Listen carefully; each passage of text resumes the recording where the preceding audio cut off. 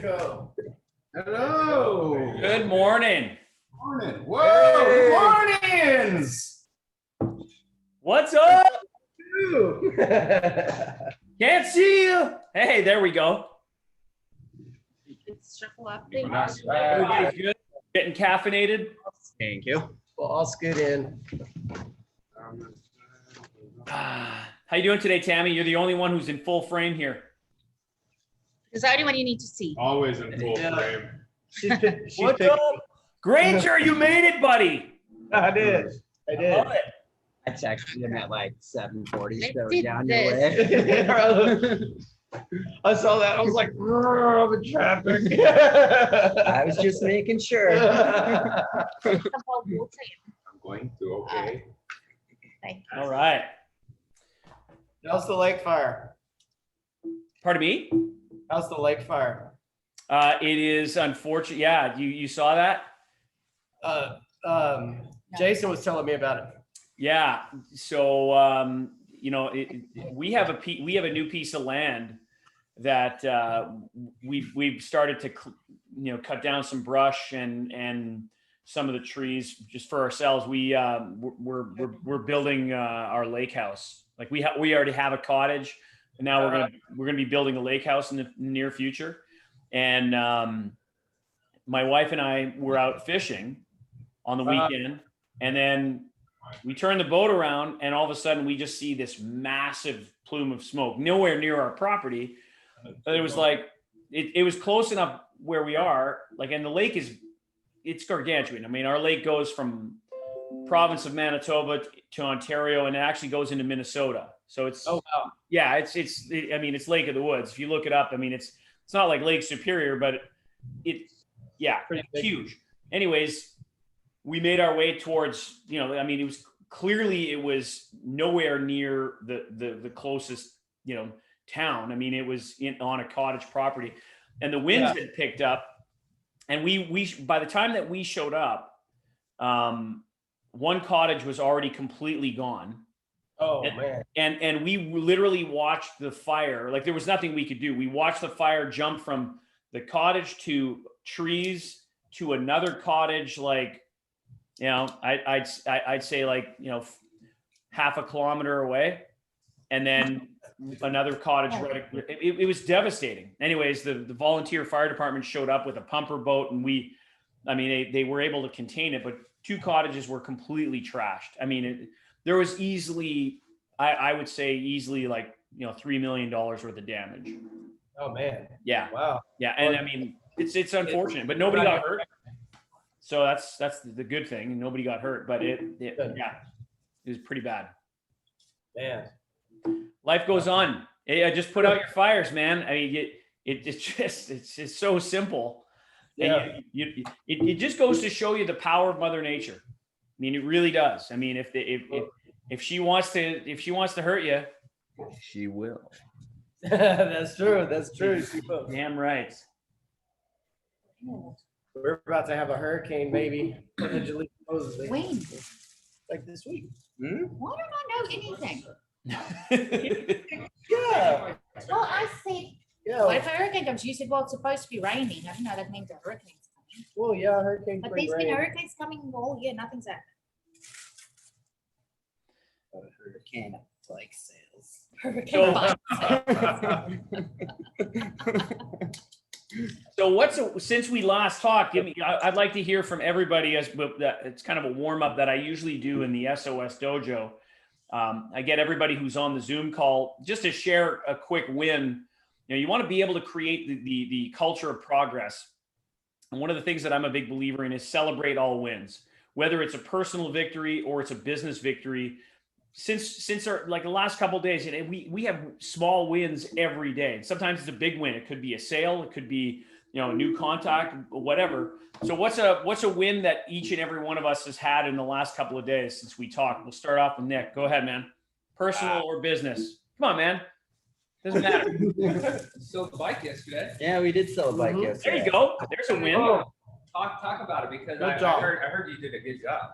Amanda did most of it. No, but you followed the script, right? Yeah. Talk about that. Talk We to me, followed man. the script. It worked very well. Which bike was that? The rental. Well, that's way too much detail. I know. Oh, Slow that it one. down. Tell me the context. Like what did you sell? One of the rental fleet. Okay. So was it a comfort cruiser or was it an actual interceptor? A city commuter. Okay. And how old was the bike? That was the day before yesterday. Mm. Yeah. That's fine. Chiquitos economistas. Yeah. It was still a few days ago. Yeah, it was. Within the last few days. Yeah. It was a mid-drive city commuter. Oh, right on. What do you? Yeah. I'm No. curious. What do you guys think of that mid-drive city commuter? What's your opinion on it? It's good. I mean, it gets you up there a little bit faster. Do you guys have a preference between mid-drive or hub drive, or it really doesn't matter? What's your take on it? I think it just really depends on what you're using it for, right? If you're going to be really like in hilly country, Yeah. that drive is definitely a little bit more responsive, right? But I feel like especially the mid-drive motors on most of those city commuters, since they are only like 250s, that when you hit the throttle, it takes just a little bit longer to get it going, as opposed to the hub drive that just kind of kicks in and you're starting to go pretty quick, pretty fast, right? So this is something that before I go through the rest of the group in terms of what your win was, it's something that you guys can consider in terms of how to explain the difference between a mid-drive and a hub drive and who to sell it to. A hub drive is really automatic transmission. It's get on and go. A mid-drive is really good for somebody who's already a seasoned cyclist where they understand the concepts of shifting gears. I find that those that understand, truly, pedal cadence and shifting when you're coming up to a hill, then they're more suited for the mid-drive experience because they're going to be able to change gears because the mid-drive has a torque sensor, a speed sensor, and a cadence sensor, whereas your hub drive, it's really based on cadence with a Pedego.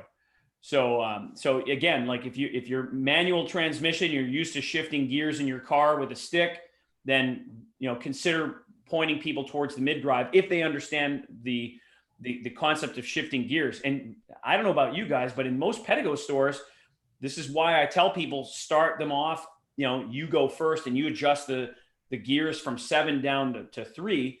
Most people get a Pedego bike back from the rental fleet or from a test ride. And what gear is the bike in? So Yeah, it's always in top gear. So the mid-drive user already understands how to shift. Whereas most, Pedro, I'll ask you directly. I mean, how many people that buy a Pedego from you actually shift gears? If you're putting the bikes up on the stand, can you see how? yeah, I'm pretty sure like nobody does, and they always call and ask, like, so how should I be using the gears? And a lot of people just don't understand that. Right. And most of the time, the gear that we send them home on is the gear that it's going to stay on the whole time that they're riding, especially Right. here in Houston where it's so flat that keeping it on 4th or 5th gear, I mean, you don't need anything else. And most of them are consistently using the pedal assist or the throttle. Right. So that's all they need, right? They're using the same gear. They're using the same, they usually, most of them won't even play with the pedal assist, and they'll find their specific pedal assist number, and Yeah. that's what they ride on. They won't go over it. They won't go underneath it. That's what they ride. A lot of them, like Kara, I think she only rides on 2 or 3. Yep. Yeah, and that's it. Like she won't ever go to 5. Nobody, like, they're not interested in hitting that top speed. There is that group of people that they want to go faster, and Sure. one of the guys, his neighbor just told us that he discovered that if he lowers the size of the wheels, that he can go faster, right? But a lot of people aren't playing with that kind of stuff. Right. We didn't sell that mid-drive yesterday. We sold 2 Ridge Riders yesterday. Yeah, I guess it was the day before. All right. Was the There's another win. Yeah. So coming back to Nick, That's a really cool story. yeah. I did a trade back on that guy. Tell him what Dan's story is. So Dan came in last year. He was one of our first customers, and his He's in He our bought- video. Yeah, he bought his wife a bike. He was an avid, and still is, I guess, an avid biker. He's the kind of guy that'll ride 100 to 150 miles a day, right? Wow. On a regular bike. So he got a bike for his wife to keep up with him. And I guess last year he was diagnosed with cancer. So he had to stop riding for a long time, went through the surgery and through treatment. So recently he started riding his wife's stretch. They gave him 2 months to live. Yeah, and he's still And he kicking did it. And he's still kicking it.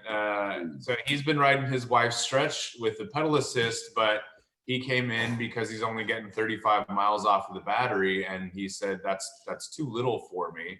Right. So He can't ride his regular bike anymore. He's not allowed. Right. So he wanted something a little bit. They could just get him extra, right? So he came in and tried one of the class 3s, and he loved it because he can ride it like a regular bike, and still do his 70 to 100 mile rides.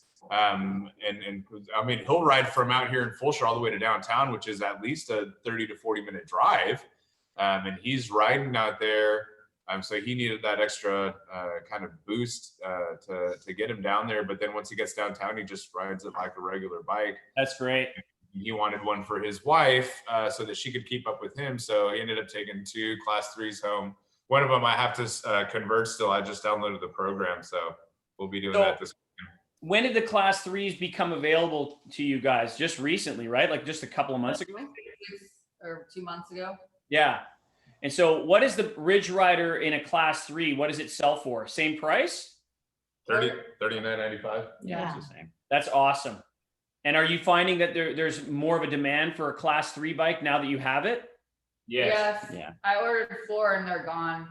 So are you setting up, and again, I've talked about this already, are you setting up the Ridge Rider as an optional, urban assault, right? Like there's the Ridge Rider out of the box, here it is, class 2, 20 miles an hour. And then maybe you put the class 3, here's the urban assault edition. It actually goes to 28. And then you deck it out with a whole bunch of, other accessories, because my sense would be that bike, when you set it up as a 28 mile an hour bike, it most likely wouldn't be a mountain bike as much as it would be a great, urban city commuter. Mhm. So one of the things that we've done on some of the previous Ridge Riders is we put conveyor tires on them. Right. So, and the conveyor tires fit. So it's more mainly for city, so that it could be your urban assault vehicle. Right. So one of the things that I've seen in the past in other Pedego stores that are very successful is they'll put the bikes, what I call ham and eggs, right? Side by side. And what's really interesting is, again, I've experienced this firsthand in literally like dozens of Pedego stores where here's the basic one and here's the one that they ride. And everybody on this call, it's critically important that even if you have other bikes in your life, you've got to spend time on the saddle. You need to spend time on the bikes that you sell, because there's going to be customers that once they get to know you, they're going to ask you, so, hey, what do you ride? Yeah. And I mean, again, take the information as you will, guys. I mean, Jason and Amanda, my suggestion is, giving the opportunity for the team to take a bike home, one night or on a weekend, and hey, you know what? Why don't you take a couple of these bikes out of the rental fleet and go? I know that it's going to add some mileage, but I think the mileage in sales that you'll get from the fact that everybody's getting a more intimate experience with the product, it just gives you more credibility. And this is a perfect example of talking about the difference between hub drive and mid drive. I've visited stores, and of course now I'm visiting virtually. I've asked stores flat out, okay, so how many elevates do you sell? And embarrassingly, people will say, I've never sold one. And then it's like, okay, just for fun, tell me how many miles there are on your odometer. And they'll tell me something like 2. It's like, well, dude, you're not riding the bike yourself. I mean, if you don't know how the bike handles, how are you going to be able to express that over to somebody? Because you guys all know how the hub drive bikes work, because you all ride them. Yeah. And there is a demand for the mid-drive mountain bike. There is, companies like Specialized, Trek, and Giant, Cannondale, they are selling a ton of mid drives, and the Elevate is it is more than a competitor. Honestly, when you look at the specs and then you look at the value proposition based on price, you should honestly be wiping the floor with everybody. You honestly should. I mean, that bike is real. Like, you get somebody who rides a mountain bike, right? And they look at you just look at the specs of an Elevate. Now, again, it's not a $20,000. I mean, there's some carbon frame bikes from competitors that are out there that are honestly between $9,000 and $12,000 that are available today with a mid drive, with Shimano E8000 mid drive on it. And the Elevate comes in at, it's still what, $54.95? Yeah. I mean, it's great value. Now, can you upgrade some specs on that bike to make it even better? Of course you can. All things being equal, if you get somebody who's a seasoned rider and they look at that Elevate, they're just going to go, man, that's really, really decked out for that price. So No, I anyways, think that's one of the reasons why we've sold 2 Elevates when they didn't even ride them. They just came in and bought them. right. They saw, one of them saw me ride it, and as I was riding off, he goes, yep, that's the one I want. It's a great bike.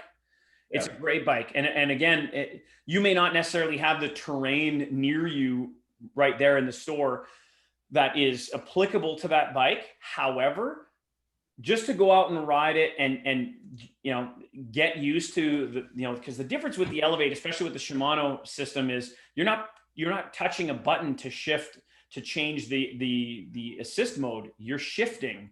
It's, to me, I find it really interesting. I like it a lot because it's got that intuitive feel. And I'm watching Granger nod his head, right? So you get it, right? Oh yeah, I love that bike.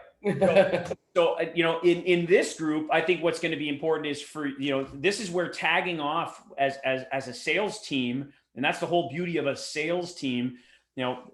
You can have a variety of people on your team like you guys have.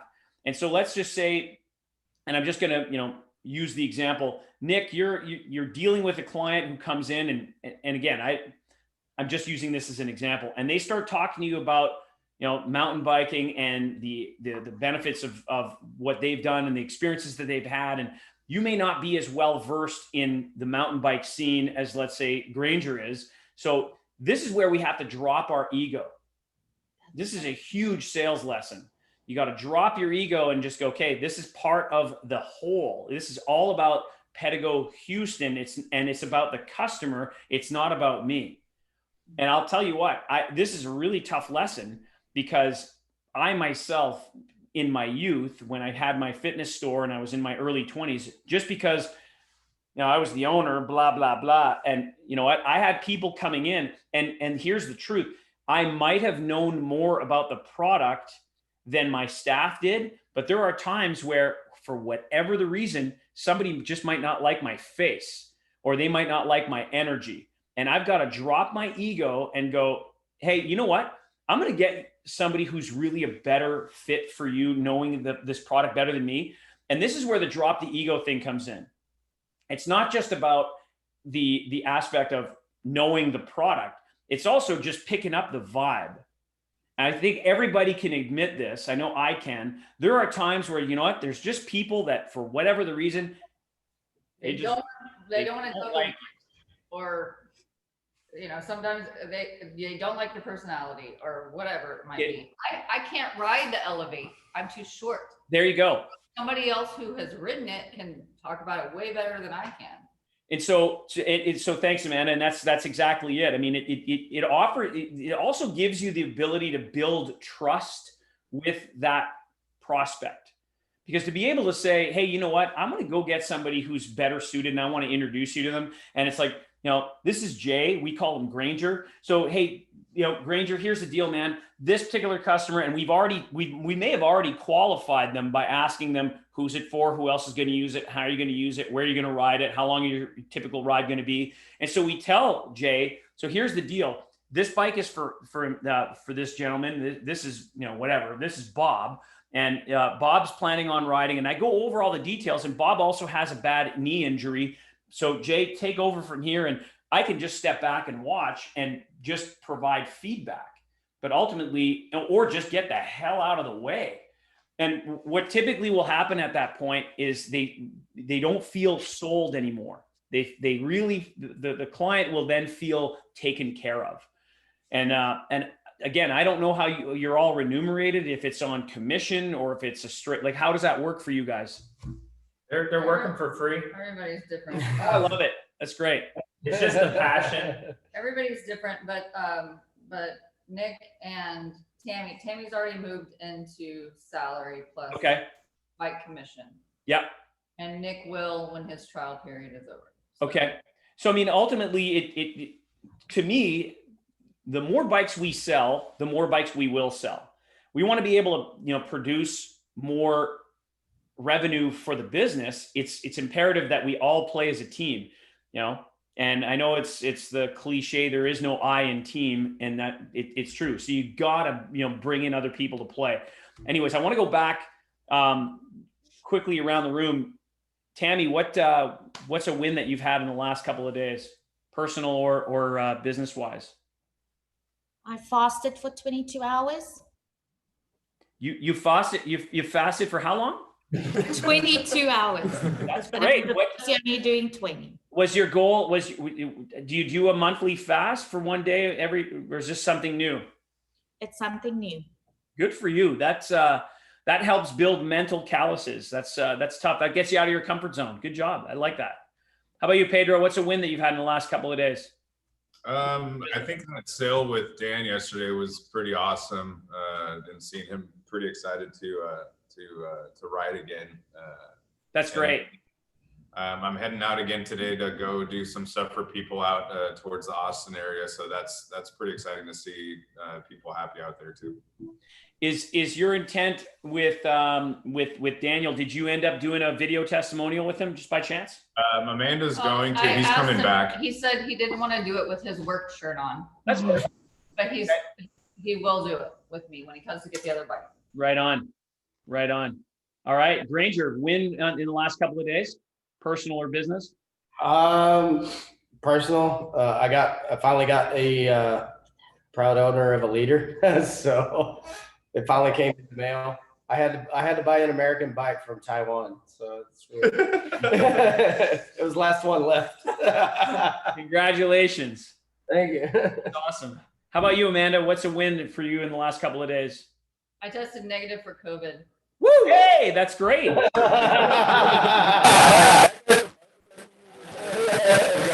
the Virgin Islands Sunday. So we go there every year. So we had to send our tests. I got it.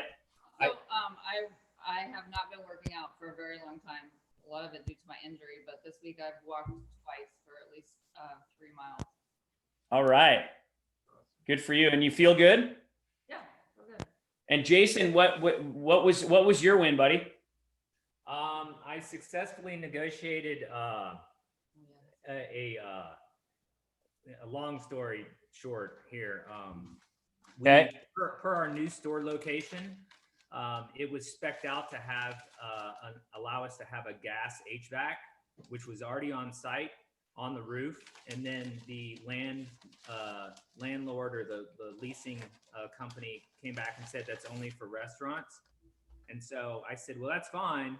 It's going to cost us $4,800, and you're going to eat that because per your MEC or MEP, it says gas, and that's what we've ordered. So you determine what you need to do, and just let me know how you're going to pay my contractor to do it.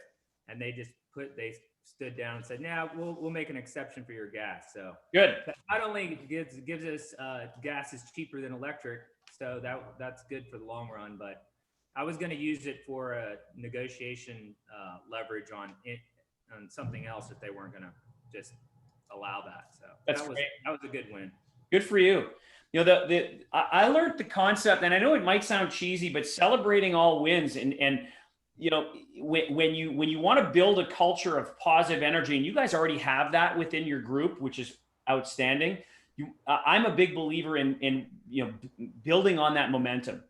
And whenever you make a sale, and even if you have an interaction with a prospect and it doesn't turn into a sale, it's still an opportunity to go over what went well. And so, as a group, role play is obviously critically important, and we're going to get into some of that. However, when these calls are done, and if you don't jump into the SOS dojo, you guys need to practice on a regular basis. And, I've seen some of the best stores, not just in the bike industry, I'm just talking in retail in general, where the interaction with a prospect happens. And then when the prospect leaves, it's always just a quick huddle of like 2 to 3 minutes of, okay, how did that go? What happened? What questions did you ask?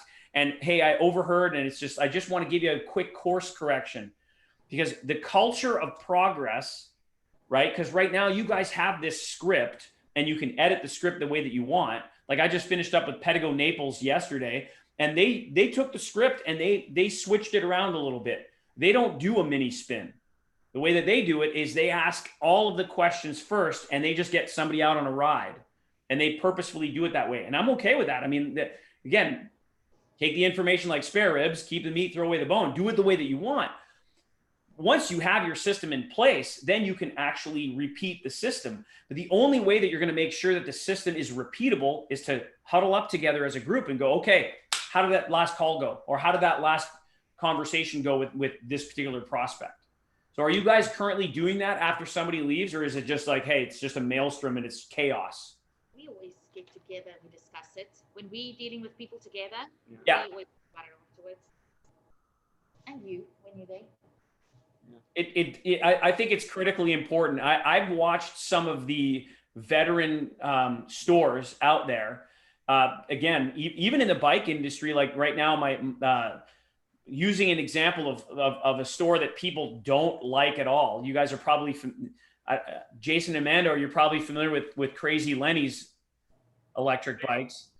Well, Crazy Lenny, he's now, I think he's closing in on 80 years old for sure. He's like 78, 79. And I mean, he constantly will huddle up with his people when they're done. I was there, back in early February, because Steve Lindenau has bought the business. Lenny is no longer involved. And then Steve Lindenau hired me to come in to help shift Lenny's mindset, because as you know, this guy Lenny was always discounting bikes to make sales. My goal was, hey, we got to switch the mindset, because anybody can discount. That's not how you're going to grow a business. And so, yeah. But what they did really well, and I give them credit because I was observing, is they would talk about how they would all huddle up between sales, and I mean they advertise a ton. So I learned a lot from them. I learned a lot of the bad stuff that I would never do, because they do it. And Steve Lindenau was very aware that there was some really terrible habits that the sales staff had, which is why I got asked to go over there. And what's interesting is they've cut back on a lot of the discounting, which is actually a benefit for everybody, including them. But it's a benefit to other Pedego dealers. So, and by the way, they're no longer a Pedego dealer. So Tammy and Dick have been doing this so much that now they've coined a term called Joe Marcood. So when a customer comes in and they like follow the script and stuff, I mean, it happened like after the first meeting that we had, right? And somebody came in and bought some bikes, and they're like, boom, Joe Marcood him. And like his name, like people walk in and they like follow the script, and it's like, look, Joe Marcood him, or like comes out and slaps him, man, you just got Marcood. I love it. Anything. I mean, we'll be at the shop or like getting coffee or anything. It's like, boom, Marcood him, Joe Marcood him. I love it. I've become a verb. Who knew? That's awesome. That's awesome. All right. So I wanted to talk to you guys a little bit about, we talked about Give Good Phone on the last call, correct? Yes, sir. Okay. So one of the things that I wanted to chat with you guys a little bit more is the importance of obviously where we are today in our world with this piece of glass, this technology is I wanted to just, spitball with you guys a little bit about social media hacks. And it's truly important that for every time that you have an interaction with a prospect who you've transitioned to become a customer and you've congratulated them, welcome to the Pedego family, you've made the sale, it's critically important that we get more social proof. And it's all part of your negotiation strategy. So remember, and I'm looking at my notes here. So one of the things that I want to talk to you today about is the blunt post. The blunt post. So even if you're going to negotiate with somebody and they say, what kind of deal can you give me? You can still get, a variety of things out of that negotiation in our favor, right? Because the prospect is listening to a specific radio station. It's called WIIFM. What's in it for me, right? That's what they listen to. We also have to be listening to what's in it for me and make it a win-win. So when you negotiate, what you're going to do, we've already talked about making sure that we get the right price, using accessories as a negotiation tool to be able to increase the blended margin and add line items to the invoice. That's great. We have to remember that we need to be able to get permission for, hey, after you go home, you're going to receive an email.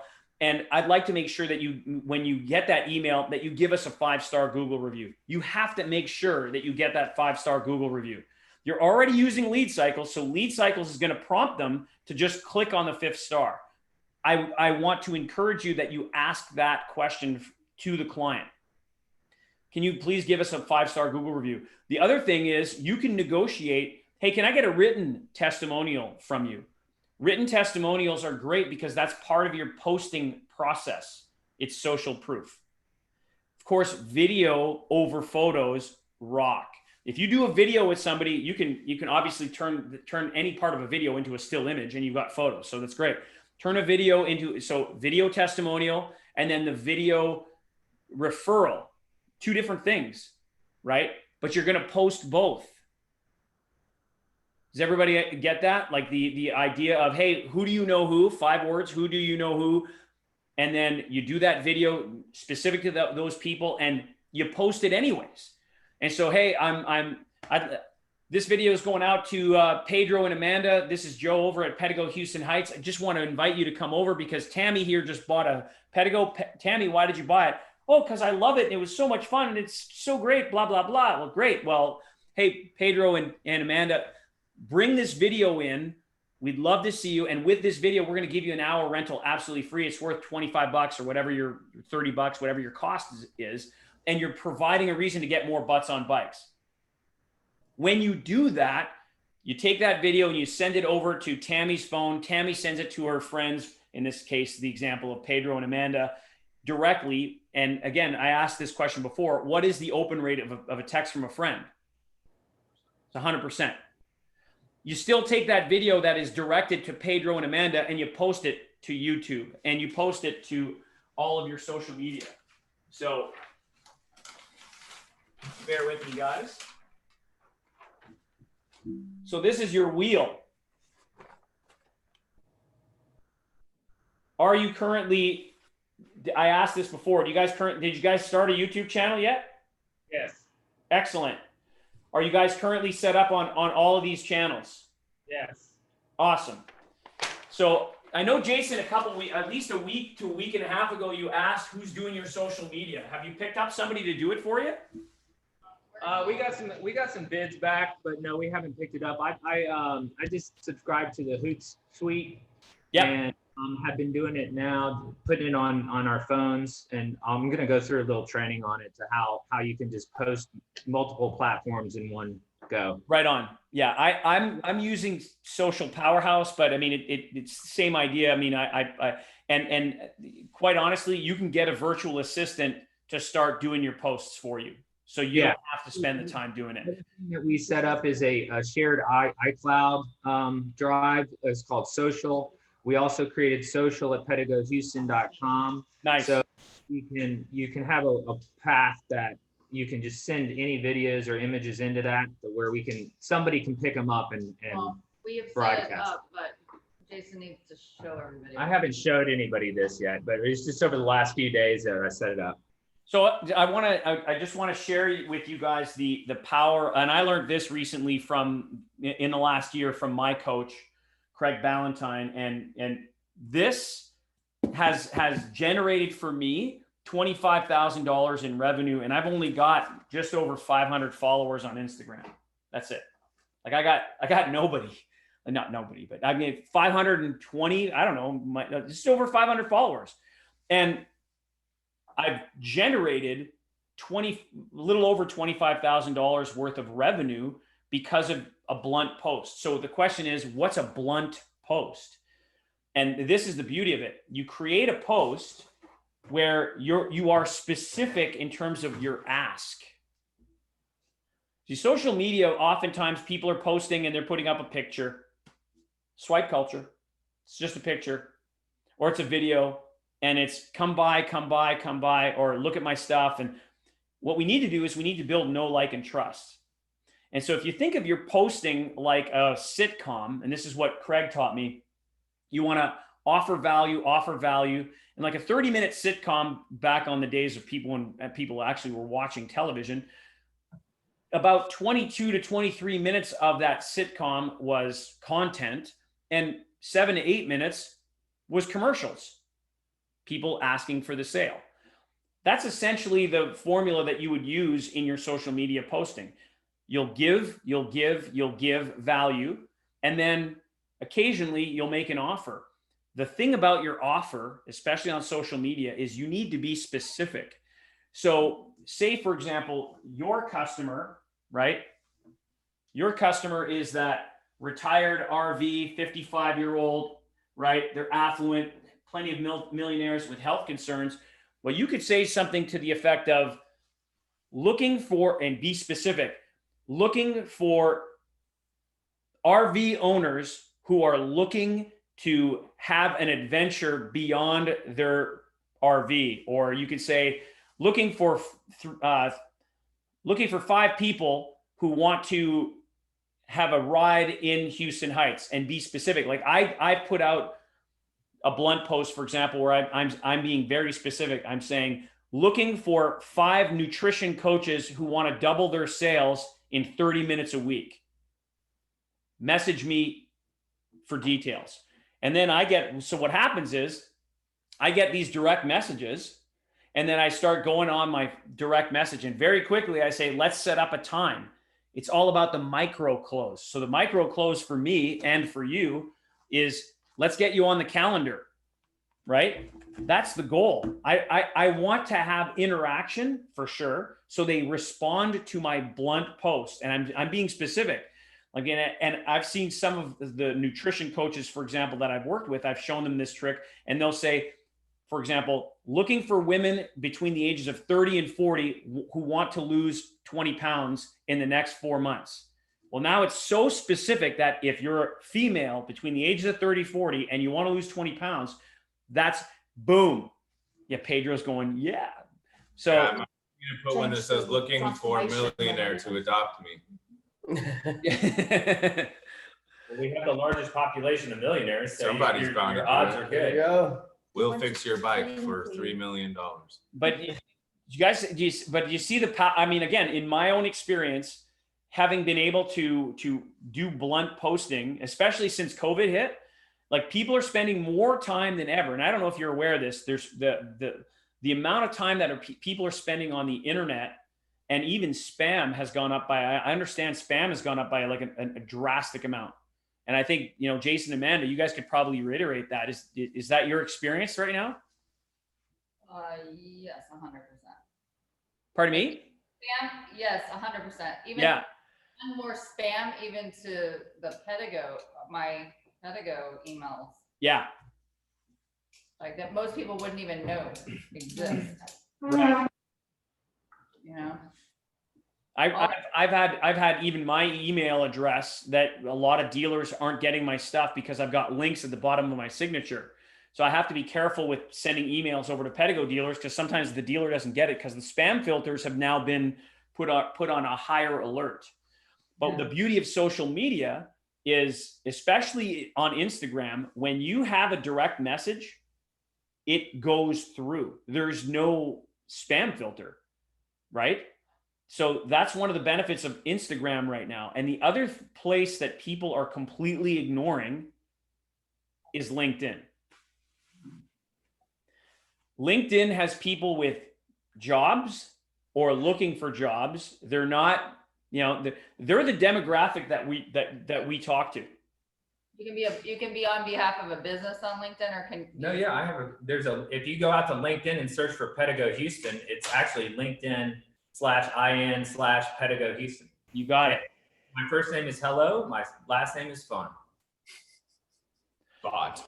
So the LinkedIn, in my opinion, right now, and LinkedIn just started with just like Instagram has stories, the LinkedIn now has stories. Like, why would LinkedIn do that? If you've seen the movie The Social Dilemma, I'll tell you why. You know why. They want your attention.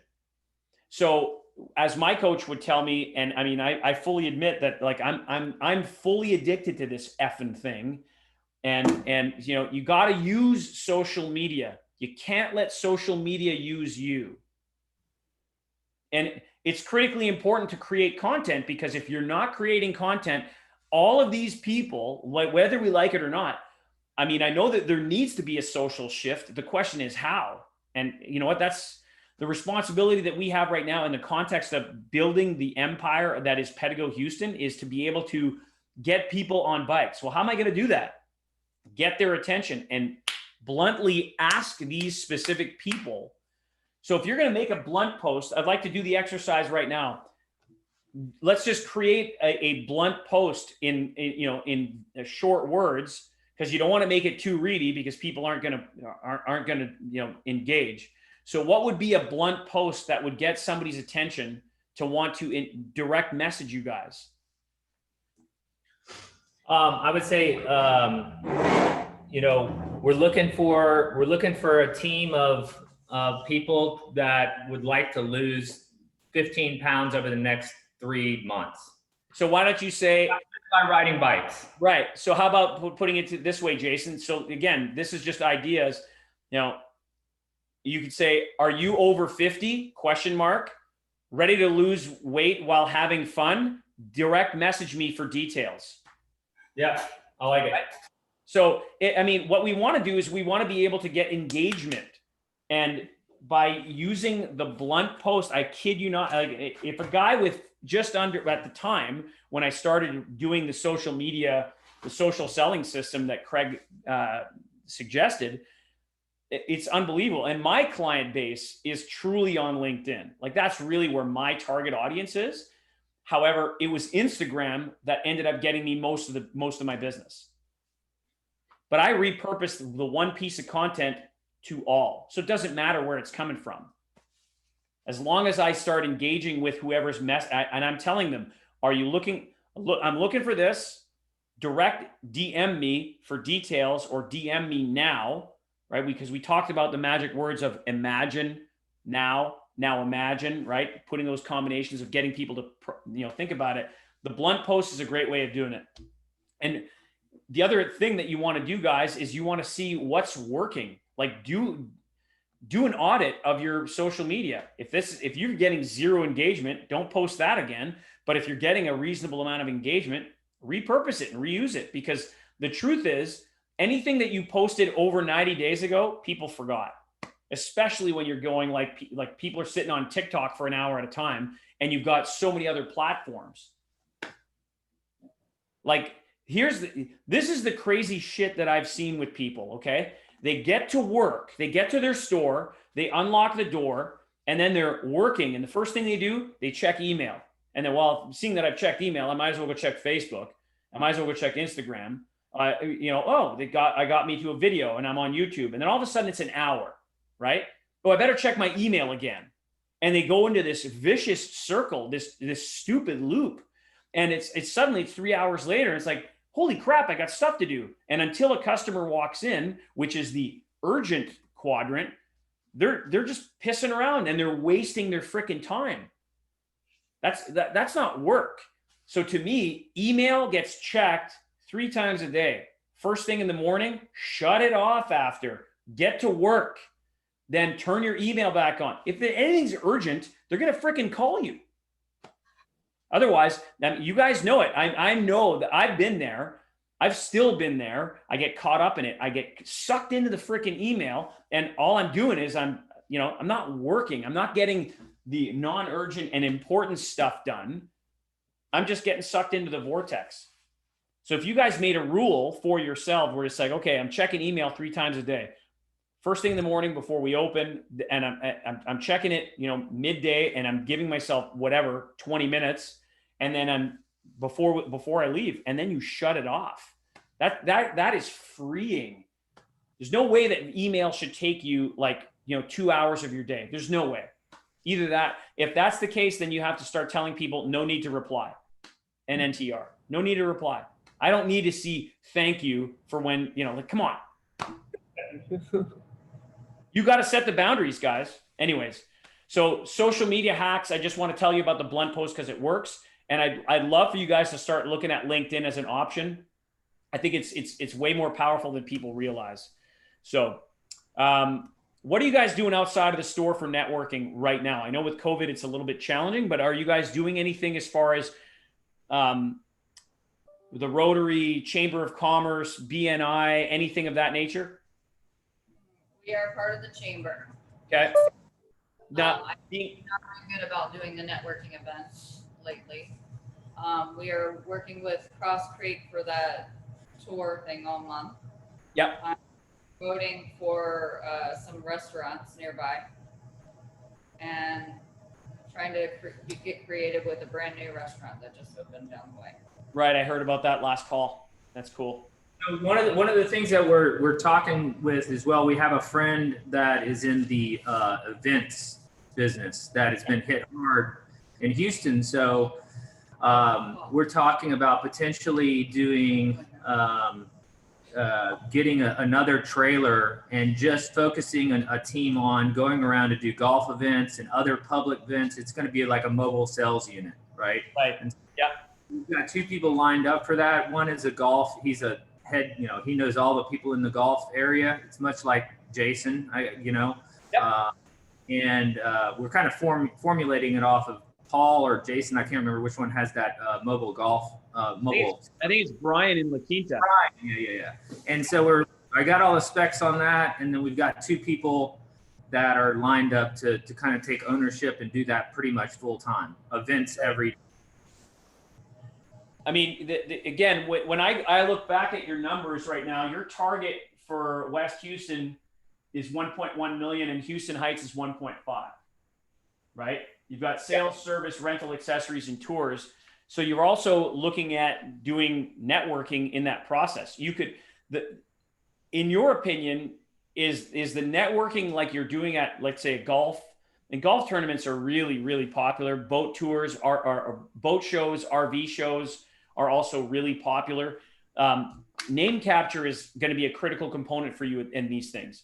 Doing a draw. You already have the contest page with Lead Cycles. Take advantage of it, guys. You absolutely need to get people, who are curious or they want to win something to give you their email address. And we all know that when you give somebody your email address, you're going to be followed up with. Everybody knows it, right? So the question then becomes, like, for example, Tammy, how many email addresses do you have? For myself? Yeah. Well, it's friends. No. How many?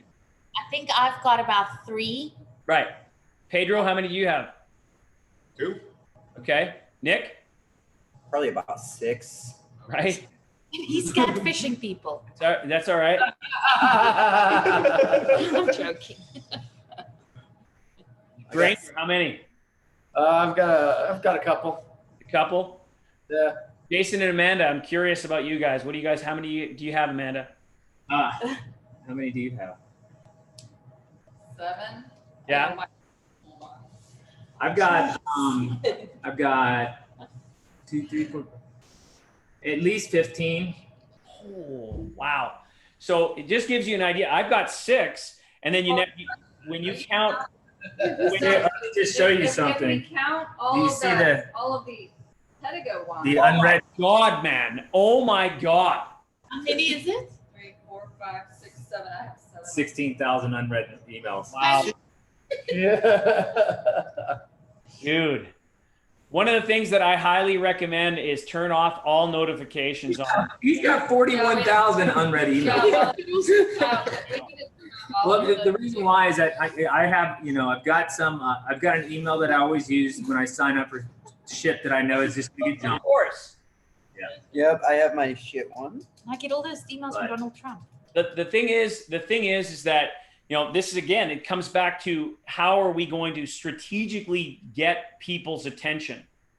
Where do people hang out when they're not in your store, guys? On their phones. Freaking A. They're right here. So, like it or not, we have to play the game that the game is being played. And so where are they? They're on these platforms. I mean, and physically, when they're not on their phone, where are they? And we have because we already know who's got our money. These people have our money, right? This customer, the 55-year-old couples that are affluent, retired RV users, like that, we know who they are. Now the question is, where do they hang out when they're not on their phone? And we need to constantly remind them. And so ultimately, the coming back to group rides, which is in your non-urgent quadrant, group rides is going to be a great opportunity for you to do what? Continue to build on your social media, your social proof. Whenever you guys, I think part of your process needs to be when somebody comes in for a tune-up, like a repeat customer, they've done a video before. Guess what? Do another one. It's more content. So somebody comes in, it's just, they're just coming in for a tune-up. Hey, Pedro, how long? So you've been a Pedego owner now for how long? Oh, it's been a little over a year. Awesome. So tell us a little bit about some of the adventures that you've had. Just go, let them go. If the content sucks, don't post it. If the content's great and they're excited about their Pedego and they love it, then post it, right? And it's content that you can create for free that builds a story that people will connect with. And again, it's back to your customer. That's the deal. So when I think of networking events, one guy that you guys might want to talk to who's really good at networking is Tom Bach. Yeah. Like the guy's a machine. He's Don, obviously, Don DiCostanzo is a great networker and he's an excellent speaker. Tom Bach, I mean, he'll go into a bar or a restaurant, and by the time he's leaving, there's about 4 or 5 people in there that are already booked for a 1 hour rental. He taught us the one thing about when we were out there at the poker chip that, and we actually printed some up just based off of that. Now we didn't get any feedback from him. I think one person walked in with that chip, but yeah, we aggressively go after it. But that's a great little tool. What he had, he printed up Pedego, Huntington Beach. There might be one in there, and then he would give it to all the bartenders in the area, and say, hey, you can, here's you can come in and ride for free, but more importantly, give these out to some of your folks that come in a lot, and say, hey, if they're looking for something to do, here, go have a free rental on me, and it's a tool for that the bartender can use to get more tips.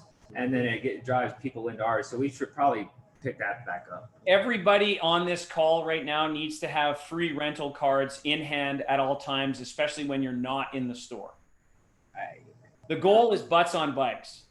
So if you go to a restaurant, one of the tricks that I personally do, and I learned this from Tom, is I'll be at a restaurant, and if I've had good to great service, I'll leave my tip.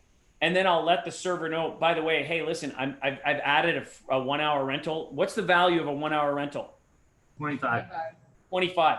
I've added an extra $25 for you in the form of a 1 hour rental. So you've gotten your cash.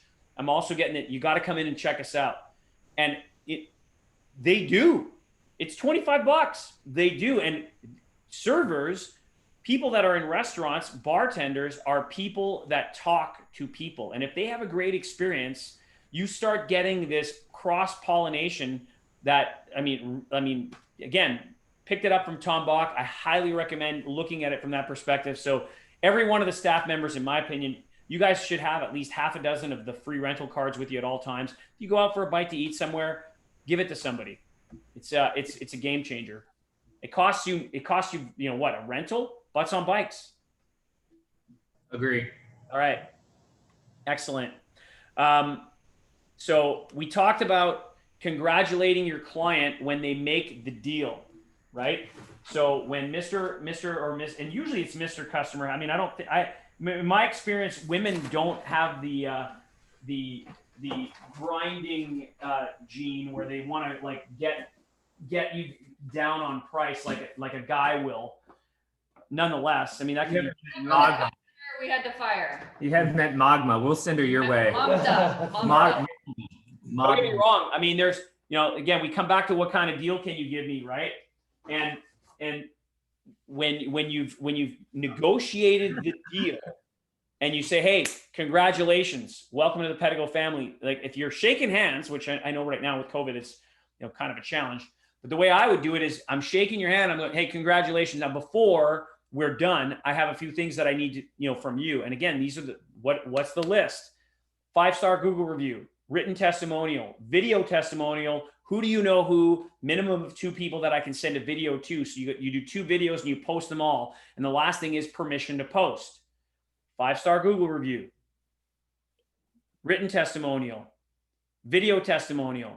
Who do you know who? Permission to post. You guys have to go through that. And the beauty of this, and I want to make sure that you guys have this here, because now we're getting towards the end of our training.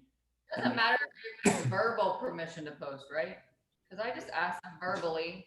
Yeah, I don't need written permission. You can actually it's like, hey, in the video, if you want to edit it, because it's easy to edit video now on your phone, you can just trim it. Hey, do I have your permission that I can post this? Yeah, great. Trim it, done. Yeah. So it's like, hey guys, with everybody on this video right now, do I have your permission to post the video up on YouTube? Come on, please. Absolutely. Woo! Thank you. So you guys are great. So the thing with this is after you've come to the point where you've gone over your full list of accessories, whatever those may be, you've handled the objections, you've congratulated the customer. The process after the sale is made is very important. And you want to negotiate these pieces here. You want to be able to get the written testimonial and 5-star Google review. You want the video of the customer on the new bike. And then ask them, you know, why did you buy this one? Did you enjoy your experience with us? Would you recommend us to those watching? You guys should have this already. If you don't, Jason, I can resend it to you. Okay? Do the selfie video with the customer. Name 2 people who would love this ride too. Then forward it over and then get permission to post all content. That makes sense, guys? Yep. Excellent. Absolutely excellent. So of course I'm going through my process. After you've done all that, Mr. or Mrs. prospect who's now turned customer, we go over to the till and we take their money. Once we've taken their money, what do we say once again? Congratulations. Right, congratulations. Now we give them their card back, they're taking their bike and all their accessories home, or you're setting up the delivery, and you can do more video upon the delivery. That's the more content that you can create, the better. And especially when you have different backgrounds and whatnot, it's actually makes a lot of sense. In fact, I know some people that they'll rent an Airbnb to go and create content because they don't want to have the same background all the time. I haven't done that yet, but I know of people that do it. So in your context, you don't have to. You guys have so many different people in different locations that you're automatically going to be at. It just makes all the sense in the world to go there. I just need people to decide that they're going to be in the videos, because I do all of them, and they're right. like, I want to be in the video. Because that sounds strange. They're all amazing. Pedro will do videos for me if I push them hard enough. So They're all, they just won't do it. So guys, this is about the where did I put this? Right here. Comfort bubble. You got it. This is all about stepping out of your comfort zone. Don't make Tammy cry now. Well, you know what? It's gonna suck. But here's the thing, Tammy, embrace. This is gonna sound terrible. You got to embrace the suck. It sucks. You're gonna be terrible at it the first few times. The only way that you get better at anything is with practice. So you might as well just do it. And you know what? It's gonna be terrible. So Because no one will understand her, but that's not true. If that's not true at all. Everyone understands. Listen, more people are gonna come in here to be like, wait, what did you say in that video? Why did we get him in the store? All we wanted to do was just get on the bike. Go. Tammy, you know what? I'll be blunt. I believe that you have a definitive advantage over everybody in the store because of your accent. I do too. Yeah. People love her accent. Yeah, absolutely. I think you got to take that to the bank. I know that as a Canadian, when I go to the UK, everybody thinks that like, it's like, oh, I love your accent. And I'm like, of course I don't think I have an accent, but when I'm there, yeah, right. So if I'm you, full advantage, game on. Yeah, people love it. I think your accent is fantastic. So use that as your advantage. Okay. Yeah. So here's what we're gonna do right now, everybody. Everybody's going to do a selfie style video right now. I want you to stand up. You're gonna make a selfie style video. Amanda, you're gonna go first just to show us how it's done. You guys have seen me do it. We're just gonna play pretend. So Amanda, I want you to stand with Granger. Granger is the customer who just bought the bike. And just go ahead and do it. Like, you guys got to embrace the suck. It's gonna be shitty the first time you do it. Okay. It's no different than handling objections, right? The first time when somebody says, well, what kind of deal can you give me? Right? People go deer in the headlights. Don't worry about it. This is the safest place to make mistakes, right here. Right? You know why? Right here. We got this. We got this, Tammy. It's okay. I got you right here. It's good. You're totally safe. You're totally safe. All right? All right, Amanda, you go first. Go ahead. All right. All right. We can Yeah, actually you gotta see be it. on selfie mode. Okay, there we go. Hey, it's Amanda from Pedego, West Houston. I'm here with my new friend and Pedego owner, Jay. He just bought a new Ridge Rider. Why did you decide on the Pedego today? Because it had camouflage fenders. Woo! Yes. Hey, Jay, who else? Can you name two people who would also love a Pedego? Absolutely. Pedro and Tammy. They would love Pedro and Pedego. Tammy, you're being called out. Come down and see us and take a free hour ride on me. That's great. All right. Pedro, your turn, man. What? Isn't it Granger's turn? Don't we go down No, the it's line? your turn, buddy. I already did it. Do I have to hold the phone up? Yes. You don't have to video it. You don't have to record it. I just want you to pretend that you're doing it. Come on, man. Let's get out of our comfort zone. Let's do it. I believe in you. It's easy. Well, practice. It's Pedro, Let's explode. Wait, so are we doing like a new purchase or? Whatever you wanna do. there's two videos that you can do. You can either do the new purchase video and you can be behind the camera, or it's the testimonial of who do you know who video and you're in the selfie mode. I don't care which one that you do. Just pick one.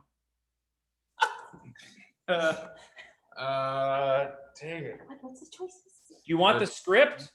Hey, tell her now that you've owned your bike for a while, tell us about your adventures. That's it, Tell us about your No, I'm adventures. doing that one. No, I'm doing that one. right? You keep in mind, here it is, right? You can ask somebody here in the video, why did you buy this one? Did you enjoy your experience with us? Would you recommend us to those watching? Those are three great questions, open-ended. Come on, man. Go. Did you enjoy your That's experience? so weird. Look, I got the COVID. really, a good one is, did you enjoy your experience with us? Because a lot of the people who actually write the reviews on Google call out And the that they had a sounds so really good frustrated. experience. Absolutely. All right, make it happen. Let's go. Ready? Go. Hey guys, it's Pedro from Pedego, West Houston. I'm here with Tammy. She's been one of our customers for a while now. So what do you like about your bike? What do you love about your bike? Nice. It goes so fast. We're having a great Guys, time. we just got some new class 3s in. You definitely have to come and try them out. They are awesome. Call us, set up an appointment, and we'll get you guys on a bike right away. Oh. Good job. Yeah, but they do it all the time. All right, Tammy, it's your turn. That you could have done a little bit more is push her for like a story. Yes, but this isn't a story was going to come out today. Oh, no story was coming out of her mouth. Give me your phone name. Do I say hi, guys? You know what? That's a very good question, Tammy, because you know what? Typically, when you do a video, you actually want to just the idea is we want to speak to one person. We know that there's going to be lots of people watching, but we only want to speak to the one person who's actually on their phone watching it back, right? So you don't want to necessarily say, hey, you.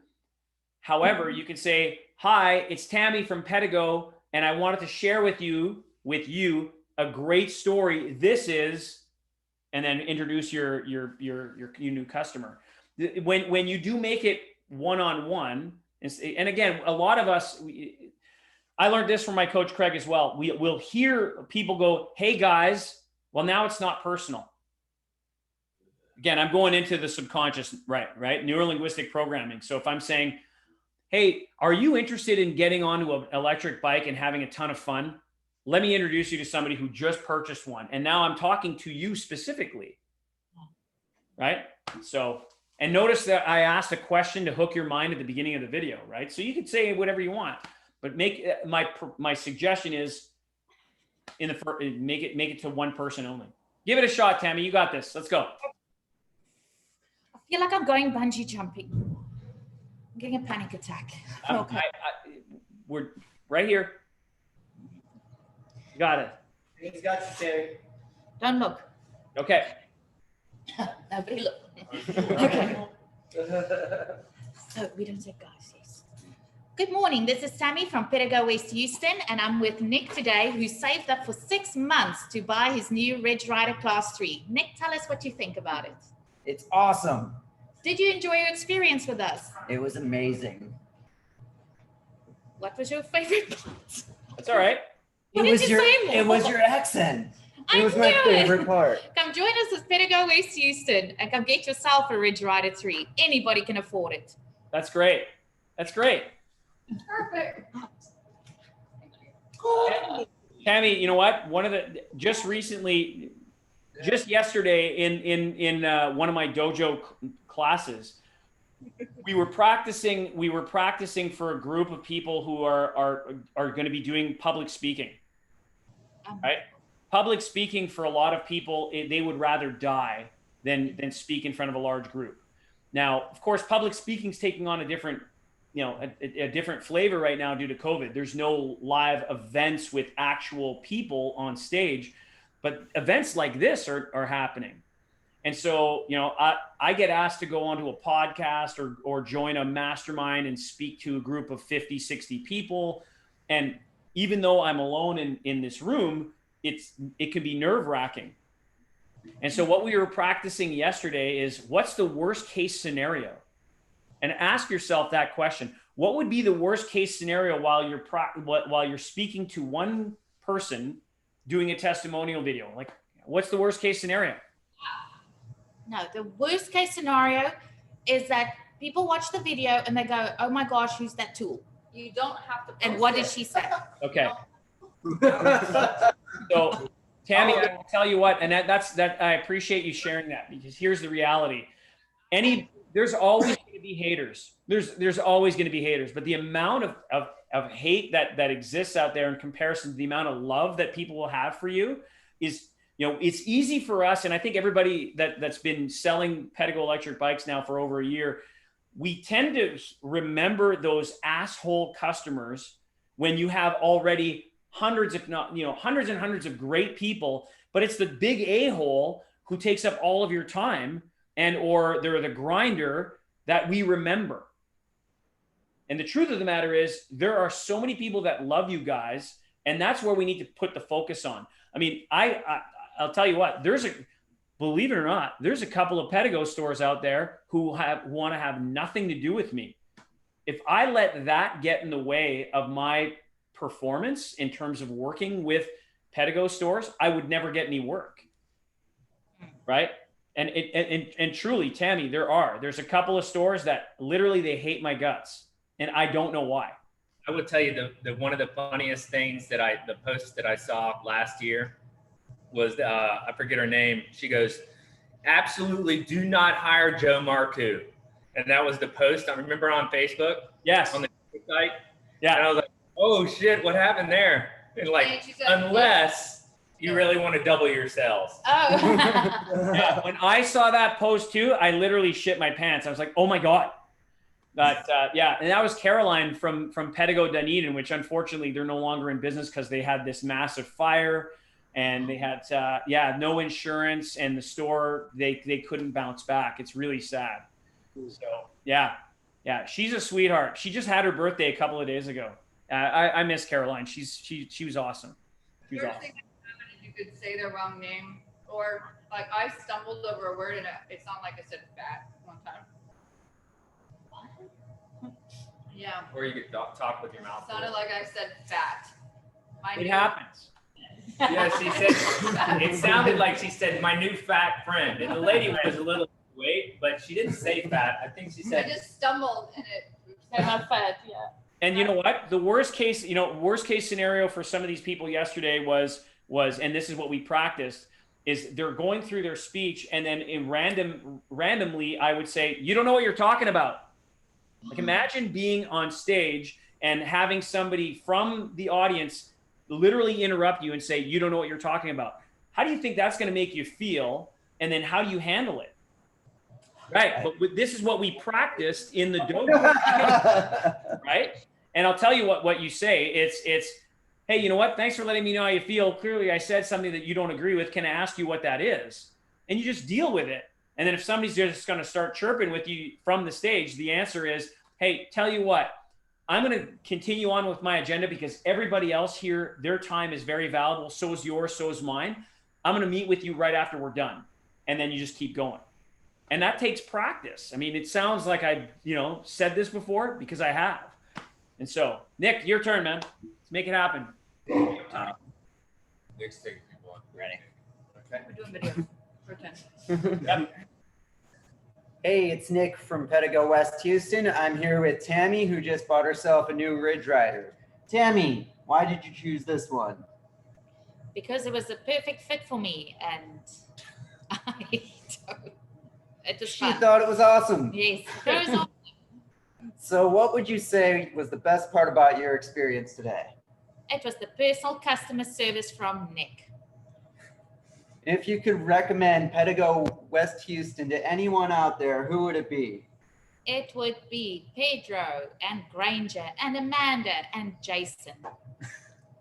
All of you come to Pedego, West Houston and experience a Pedego for yourself. Nice. That's great. Granger, you're up. Pedego Houston Heights, though. Yeah. You could not answer there the phone, Pedego West Houston. Granger, you're up, man. All right. Make space for him. Yes.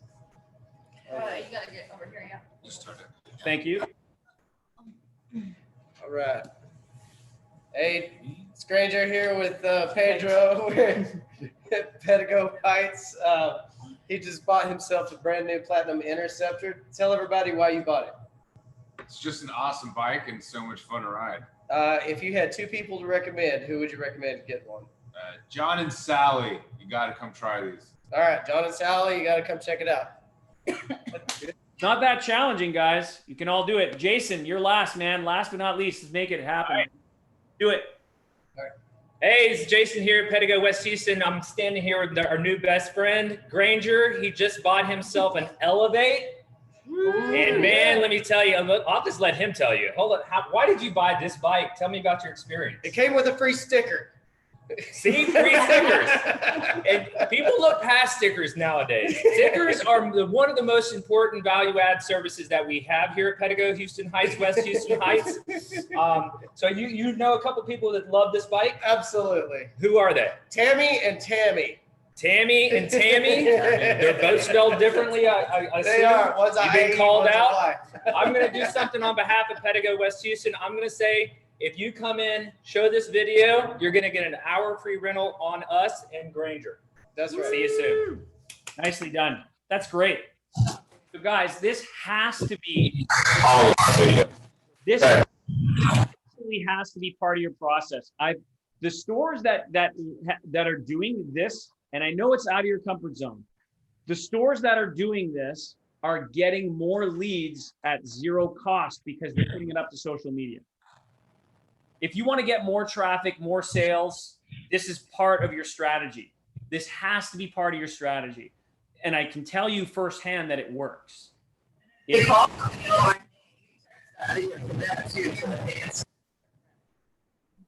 I'm sorry, Amanda, the sound broke up. Say again.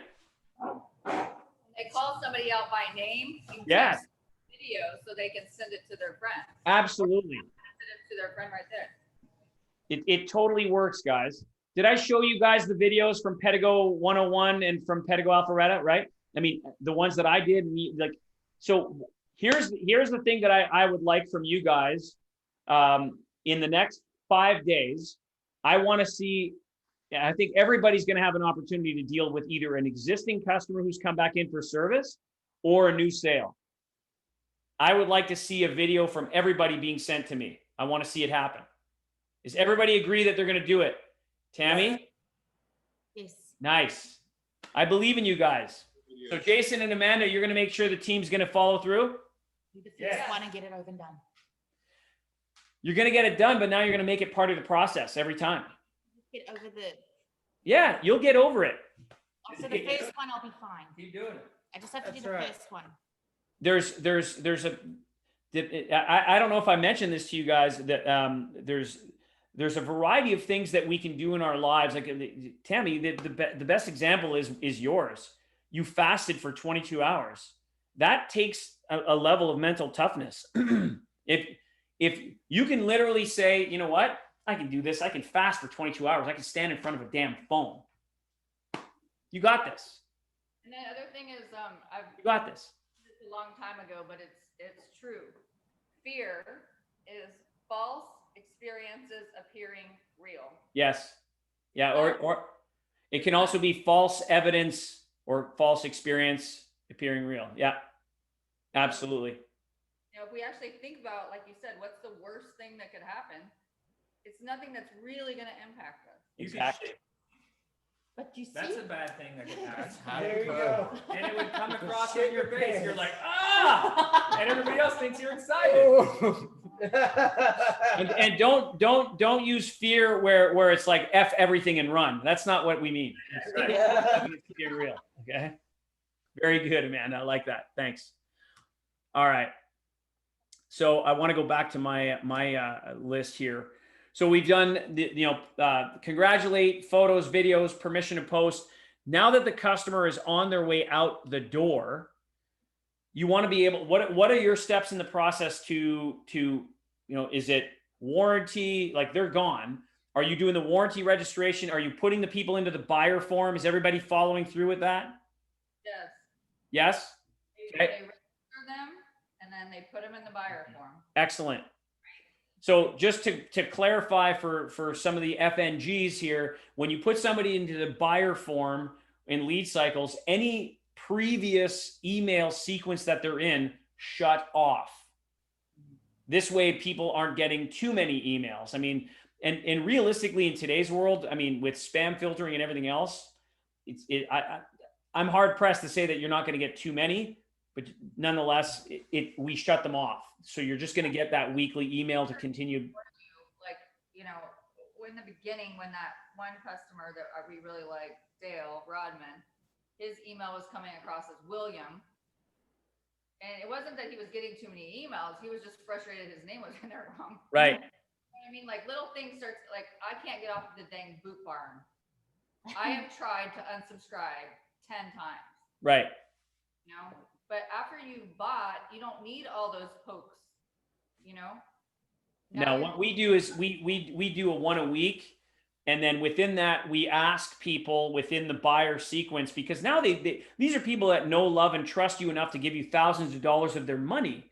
So birds of a feather flock together. So we just want to remind them of who we are. We appreciate them, and all of the follow up. None of it is this is on sale. It's just information, and then it is, you know, in this case, hey Amanda, if you found this video informative, please forward this over to people that you know that would love to ride a Pedego as well. And then when you go back to when somebody walks in the door and you've done your job of measuring the metrics, so people are walking in, how did you hear about us? I got an email from a friend of mine, they forwarded it over to me, and I'm curious about your store. Because that will happen. And that's important. And taking track already? We just got the clickers yesterday. No, the spreadsheet. 4. To track where people are Oh, coming. no, we haven't done that Okay, yet. we No. need to do that. I'll too. do that today. All right. So the next piece of the puzzle here is now what do you guys do after the sale? So you add people to the warranty registration. I'm assuming you're putting them in the Pedego owners group, the Facebook group. Yeah. Do you guys have your own Facebook group for Pedego Houston Heights? Yes. Excellent. For West Houston owners group, we don't have one for Heights because we're not open yet. Okay. But I'm assuming that you're going to create one for that store as well. Yes. Yeah. I mean, it just makes sense. If they want to jump out of the group, they don't want to, you know, that's one thing. But if they're in the group, you know, the goal needs to be that you want to continue to grow this group ride. And with your local Pedego owners group, your local POG, have you guys selected somebody to be the local POG president? Yes, but then a lot of things went sideways and Sure. COVID happened, but things went sideways before that. We had an employee that we had to let go that caused a lot of people a lot of heartache, including Kara. And so she got a bad taste in her mouth. for a Right. while. Well, you know what? There's something to be said about reignite the fire, get somebody new to come in and do it, and you know, in both locations, it's not going to hurt, especially when you can offload it to somebody else, especially somebody who might be 55 years old, retired, and they enjoy Pedego so much, and they love you guys, and you know, if you're going to get more butts on bikes. Yeah, and well, yeah, so Dan yesterday told me he would be my guy in the Heights, That's great. guy who was cancer and all that. And he's Nice. perfect. That's great. And you know, the best time to take advantage of that is, and that gives him something, honestly, it's just another thing for something like him to live for. And I'm not making that up to be cheesy. It's not, there's no goal in mind. This is what I'm doing. You know, it's great to say that I have this one goal, but you know what? Really, the driver is the fact that you're aiming. It's aim that actually gets you out of bed, right? That's it's that daily grind. That's the beauty of it. Like, it's the journey. It's not the destination. We kind of made this sale happen within like 2 days, and he called in the day after he came in to drop his bike off, and he said, "Hey, listen, I'm ready to make a deal now because I need to ride." Like, Love it. you call Jason and Amanda and tell him if I don't ride, I'm gonna die. And I was kind of like, that's kind of funny. And he was like, no, I'm serious. Like, this is part of his recovery. That's great. You know, it keeps him mentally healthy, and it keeps him pushing his body to recover. You know, There's like, to me is I get inspired when I hear stuff like that. And when you get that objection of somebody saying, well, isn't that a cheater bike? Right? You know, like, there's a way to counter that objection. It's like, hey, right? Acknowledge, ask a question. You know what? I appreciate that you bring that up, because it's unfortunately, it's a false misconception that people have. Are you aware of some of the research that show that people actually burn more calories and get a better heart rate workout on an electric bike versus a regular bike? Are you guys aware of some of this stuff? Yeah. We have studies that we can cite. Absolutely. In fact, I'm just looking up a picture right now. out of the UK. We cite and actually we tell the story and said, I didn't believe it at first either. Then when you really think about it, it does make sense because you go further, you have more fun, you're out longer. You're taking You your don't have to bike worry out. about getting back. So you push yourself harder. Have you seen this before, guys? No. Okay, I'm going to send it to you. So here's a regular mountain bike versus an e-mountain bike. Both 60 minutes. You can get this blown up and put it up as a poster in your store. This is all data compiled by Strava, right? So in 60 minutes, the person on a regular bike doing this course did 7.2 miles. The person on the e-bike did 11.2, right? So it's mountain bike versus e-mountain bike. The heart rate of the regular rider on the regular mountain bike, right? They did 159 and their max heart rate was 179. The same person the next day rode the same course, but they did it on an e-bike. They did more mileage. They had a higher average heart rate and a higher max heart rate, higher speeds. I mean, and pretty close in terms of max speed. So all things being equal, you want to tell me that it's not a good workout? The data shows something completely different. What's the big difference? They traveled further.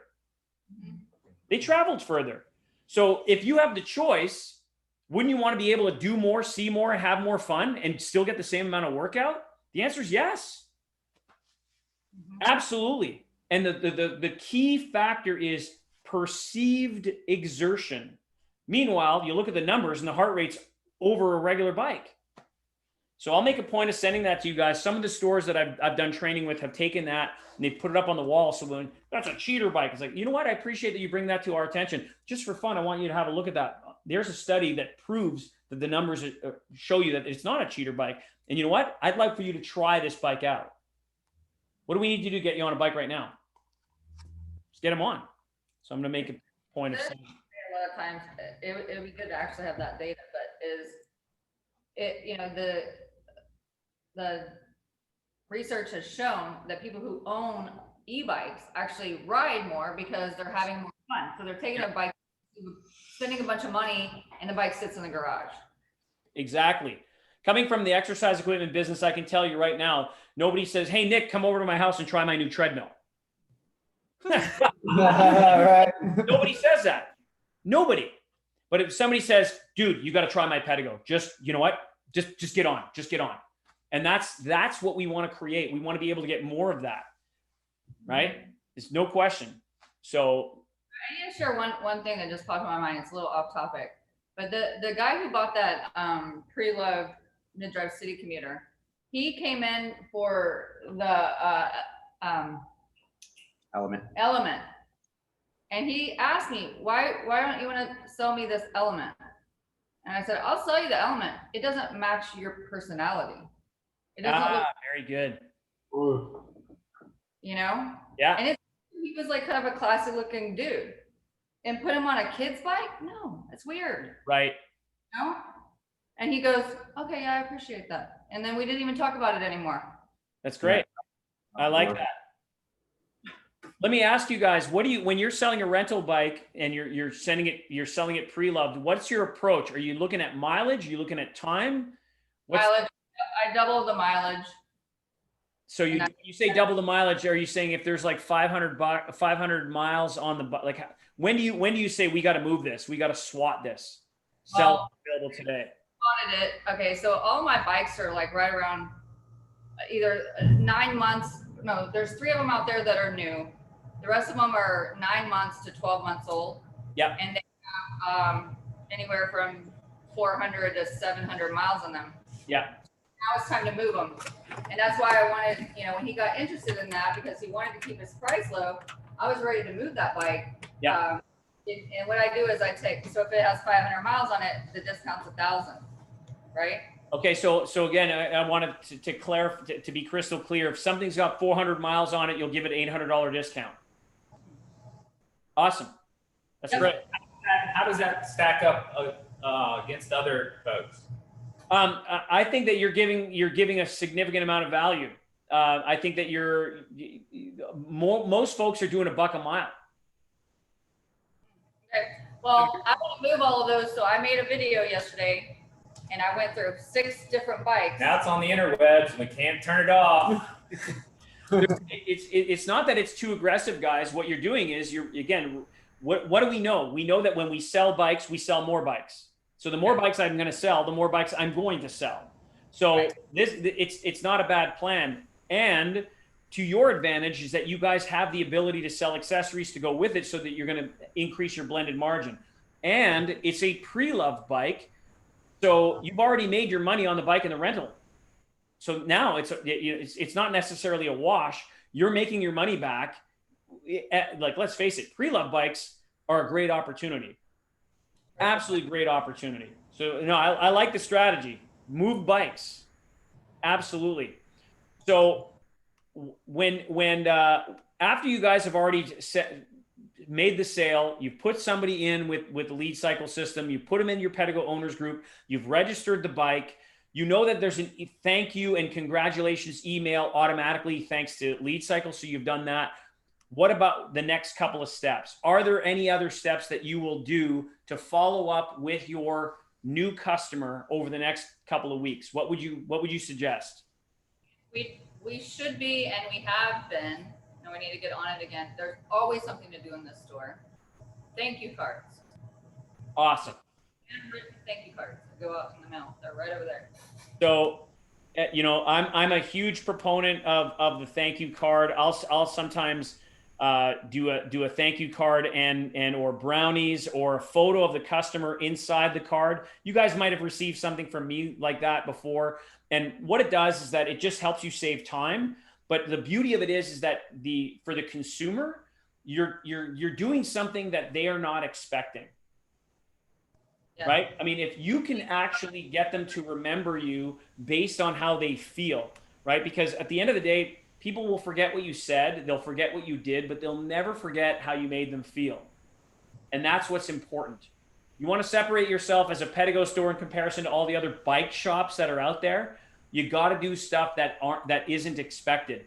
I love the way that, and I'll give credit where credit is due. Andy Bertel is calling it the Five Guys French fry experience. I didn't know this, but Five Guys makes a point of adding extra fries at the bottom of the bag. Oh yeah, right. So yeah, that's closing down a bunch of their shops right now. I'm not surprised. But yeah, that's one of the things, and I remember that about Five Guys, that they give you way too many fries. There's no such thing as way too many fries, but I hear you, right? Because if you think about it, their thought process is what's the favorite fry? It's the one at the bottom of the bag. So they do it on purpose. Sending a card out to somebody on purpose this customer that we've talked about, right, a few times already here, that particular customer, they're used to getting what in the mail? Bills and junk. Bills and junk. Suddenly they receive something that is like, oh my God, it looks like it's a handwritten note. Like, really, guys, how long does it take you to write a card? A couple minutes? What we do in that note is we just, because we can write them generally, right? And then we just stick someone's name on top. We say, thank you, we appreciate you, and then we say, we can't wait to hear about all of your adventures. Right. So again, like that. Then maybe they'll email us a video, like some of them do, or a picture. Right. So there's powerful ways to be able to again just get in contact with your core customer and appreciate them, because there's this guy who I really appreciate. His name is Cody Bateman, and he says appreciation wins over self-promotion every time, and it does. Which leads me to the last point. One of the things that I suggest that people do is 10 days after the sale, you put this in your calendar, or you have it, as a reminder that pops up, at a certain time every day, you call up the people that have recently purchased. So you could call somebody up and go, hey, Jason, it's Joe over at Pedego Houston. How are you? Right. And you call them between 5 and 6, like they're going to be home. Because your store is open till what time? 6. Okay, so at 5 o'clock, you start making phone calls to people. And if you leave a voicemail, you leave a voicemail. And all it is, So, hey, Jason, it's Joe over at Pedego Houston. How you doing? And they're probably going to go, good. What's, because they're going to be, most people are going to be confused why you're calling. Hey, I'm just checking in. How's the bike going? You getting out for some rides? Right on, man. Well, listen, I just want to remind you, you got a tune-up that we suggest. And when do you guys suggest the tune-up? 100 to 200 miles. Okay, so when you just want to remind you about your 200 mile, it's a free tune-up. Yeah, the first one. So you call to check in. How are you enjoying it? What have you been? You just ask a few basics, and just a reminder, you got your free tune-up. We look forward to seeing you. Take care, man. And that's it. That's it. It's not a sales call. It's just I care about you. I want to make sure that you're using it. This is the part that blows my mind, guys. There are stores who have said to me, Joe, I don't want to call people. And they just bought from you. Why don't you want to call them? I don't want to call them in case there's something wrong with the bike. Okay, if there's something wrong with the bike, that's an opportunity. Exactly. That is my point. I mean, if there's going to be something that's going to happen to a bike, it's generally going to happen within the first couple of weeks. It's not going to happen. I mean, unless they're years later they do something silly and they're jumping elements off of the Grand Canyon or something. I mean, all things being equal, something that happens with an electronic unit like all of these products, it'll happen right out of the box or shortly thereafter, right? I mean, it's within the first few days. What better time to be able to show that, answering the question, how important is local service to you? You get to step up and shine. No sweat. You know what? We're going to take care of that for you.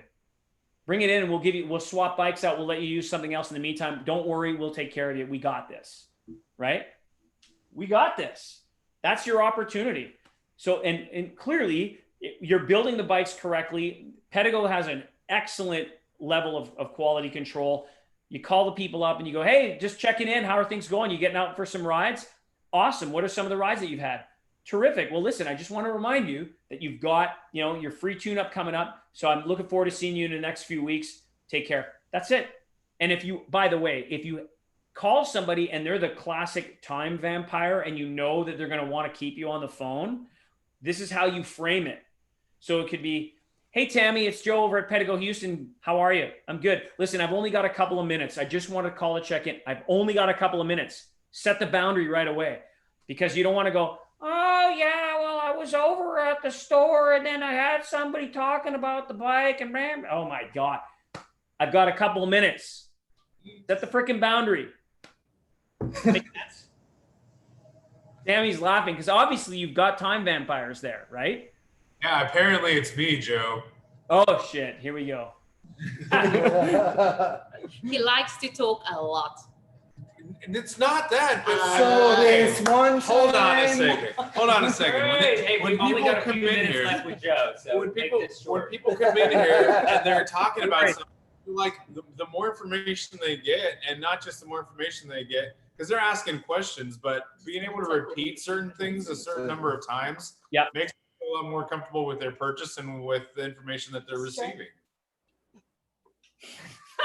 I appreciate your I'm done. information. But what exactly are you providing?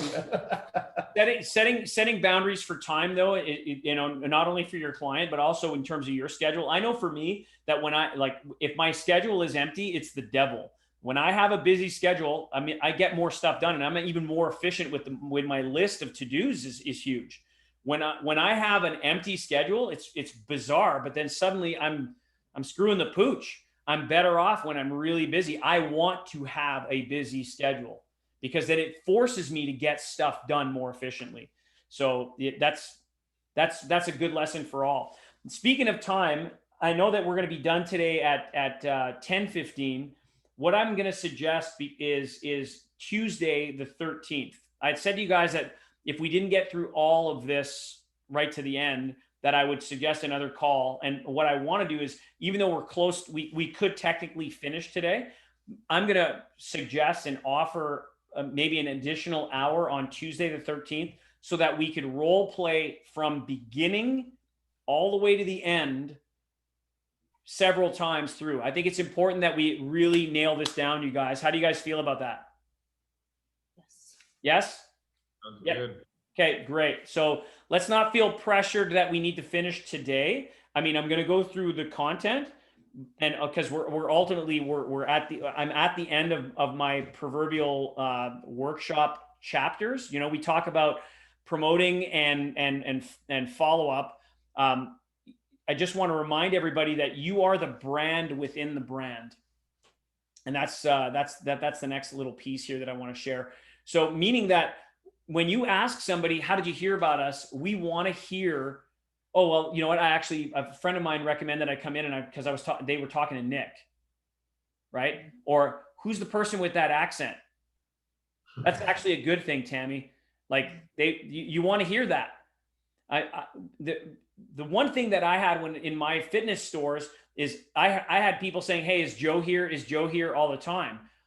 What I wanted to hear and what I ended up hearing was, is Paul, I'm looking for Paul, or is Colin here? I mean, when I knew that was happening, it was allowing me to step back and allowing my team to be able to do that work, which is great because they were also paid on commission. So each and every one of us was a brand within the Precision Fitness and then eventually Fitness Depot brand. And that's what's great. Each and every one of you are a brand within the Pedego Houston brand. And that's really, really important.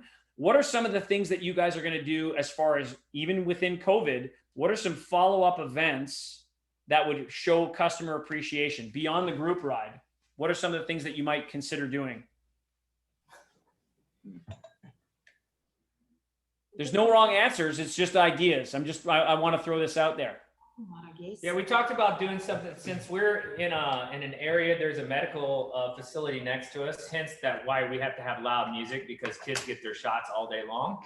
They're closed on the weekend, so we can take over that entire parking lot. So we're going to start investigating good weather weekends, and we'll move the tent and bikes out there, and where we kind of create a little buzz and social media and just do like a, hey, come ride. I don't know, something like that in the parking lot. Okay. So what do you guys, I'm just going to ask the team, so outside of Jason and Amanda, I'm just curious, what do you guys think would be a good way to show appreciation to your customers with an event? What do you guys think would work? No wrong answers. Let's just throw them out there. My biggest event I can think of would be like grand opening of the Heights store. Just inviting customers out and serving some treats, and everyone that's bought a Pedego from us come out, have some fun, and love it.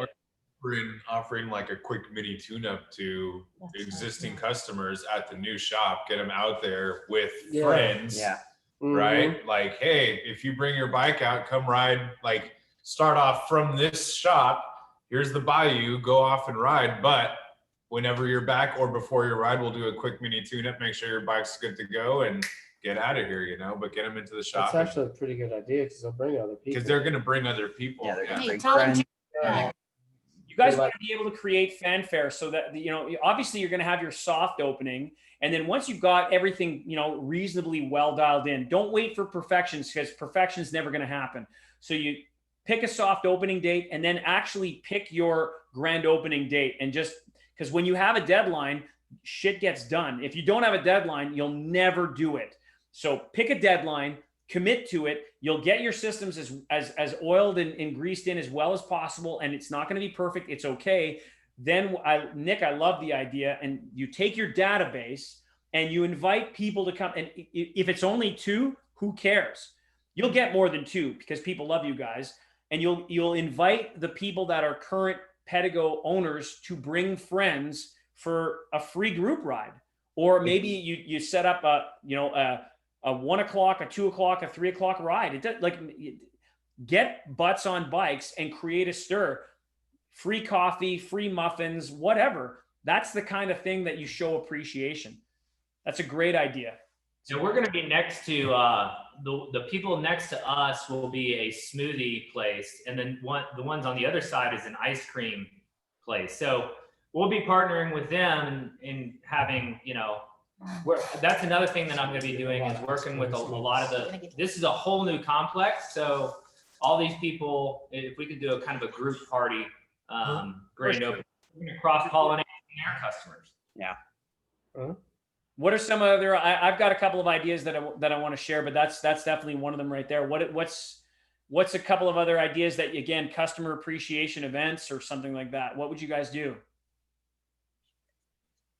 I've got another one. Yeah, go. So we just bought a 10-foot trailer. I think that it might be interesting to say, hey, let's do a destination group ride. We'll bring the bikes. We'll say, hey, if you have your own bike, we'll bring it as well. If you have if you have a Thule, bring it. If you have friends to come, we can bring bikes for them. That's great. Have you guys done a Pedego Palooza? No, we haven't had the customer base yet to do it. We're reaching that 250 mark, so I think we'll probably do something here soon. I think that's a great idea. The other thing that I've seen some stores within and outside of the Pedego ecosystem do is they'll do a product unveiling wine and cheese. And I mean, there's food tours are great and all of that, but the wine and cheese, and again, I mean, you don't have to pull out, the expensive Burgundies. I mean, you could just have, hell, man, it could be a box wine, right, Jason? It'll work. And we already do it. It's called a torque and cork. Right. Yeah. Now So what you do is what you want to do is, if you want to unveil the new, and let's use the Element because it's the new guy, you can have an event where it's like, hey, we want to show you this bike. You invite your existing customers in. It's a closed door event. And that's something that's really special. It's RSVP. And even if you get a dozen people in and you unveil the bike, and again, it's who do you know who, and you could call it the kid's bike.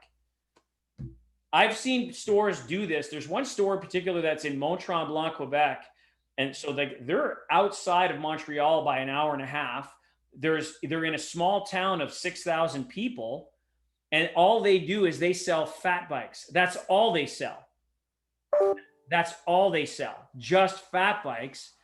And they do these events and they sell a ton of bikes. Like, the challenge that they have in comparison to other stores is they're stuck in the position where they have model years. So they have to do these types of events to, get rid of old inventory. The beauty of being a Pedego dealer is you don't have a model year, so that you have running changes and you can hold margin. So awesome. So guys, we've still got about 15 minutes, and what I'd like to do is I'd like to take it from the top. I'd like to see somebody play a role of customer and somebody play a role of salesperson and walk through the whole template for me. And then on Tuesday the 13th, do we want to start at 8:15 again? You guys want to go for about an hour and a half? sure. Yeah. I mean, does that work for you?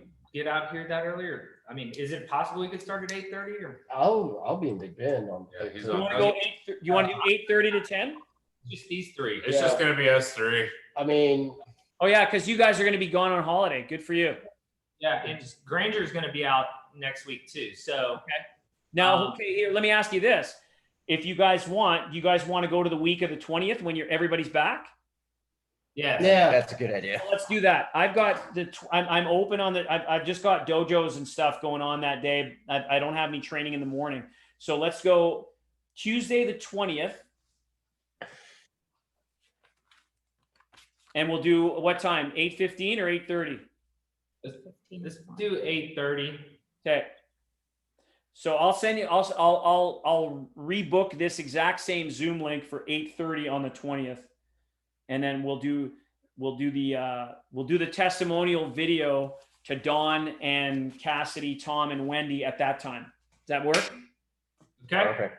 Excellent. So for now, for the next 15 minutes, I'd like to see somebody. Let's just practice. Let's take everything that we've talked about in these last 4 calls, and let's practice it. So who's first? I think Granger should go. All right, let's do it. So okay. Granger, you're going to be the salesperson. Nick, you're going to be the customer. Now, guys, this is really critically, and you can do it just sitting here. We're just going to role play it this way. This is really important, and I'm actually even going to put it in the chat.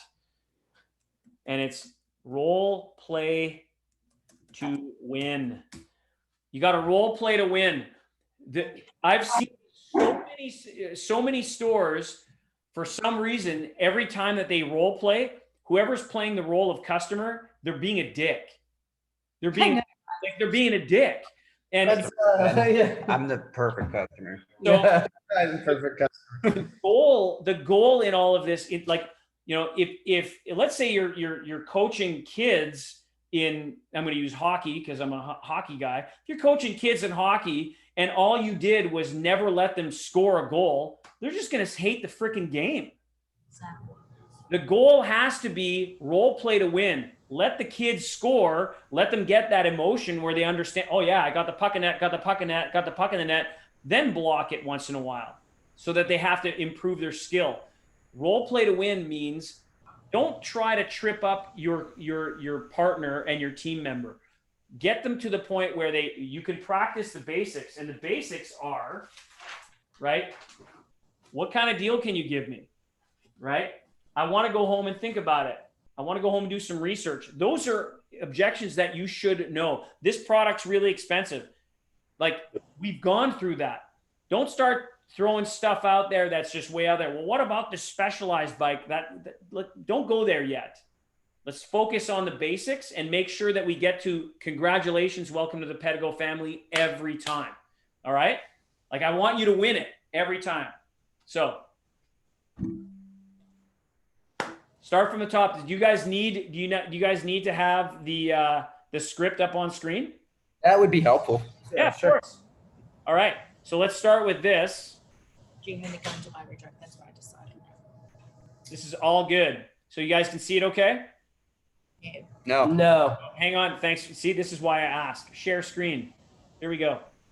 Better now? Yeah. All right.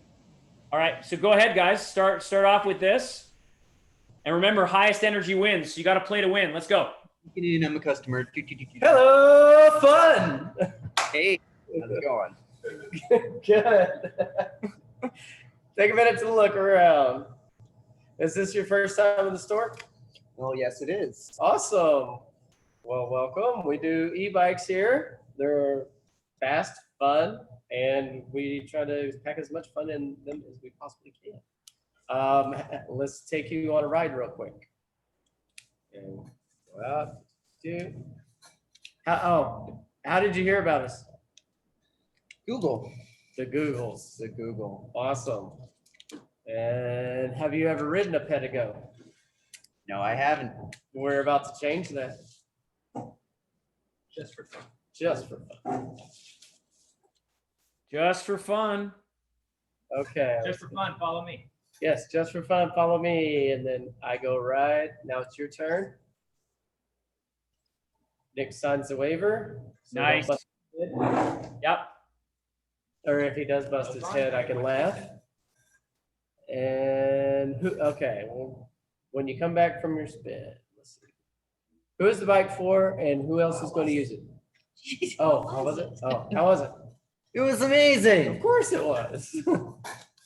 And just as an aside, you know what, Granger, here's the thing. Remember, how many times are you going to hear no before you get to a yes? 5. Right. So if prospect Nick comes back from his mini spin and he says it's amazing, what should you do?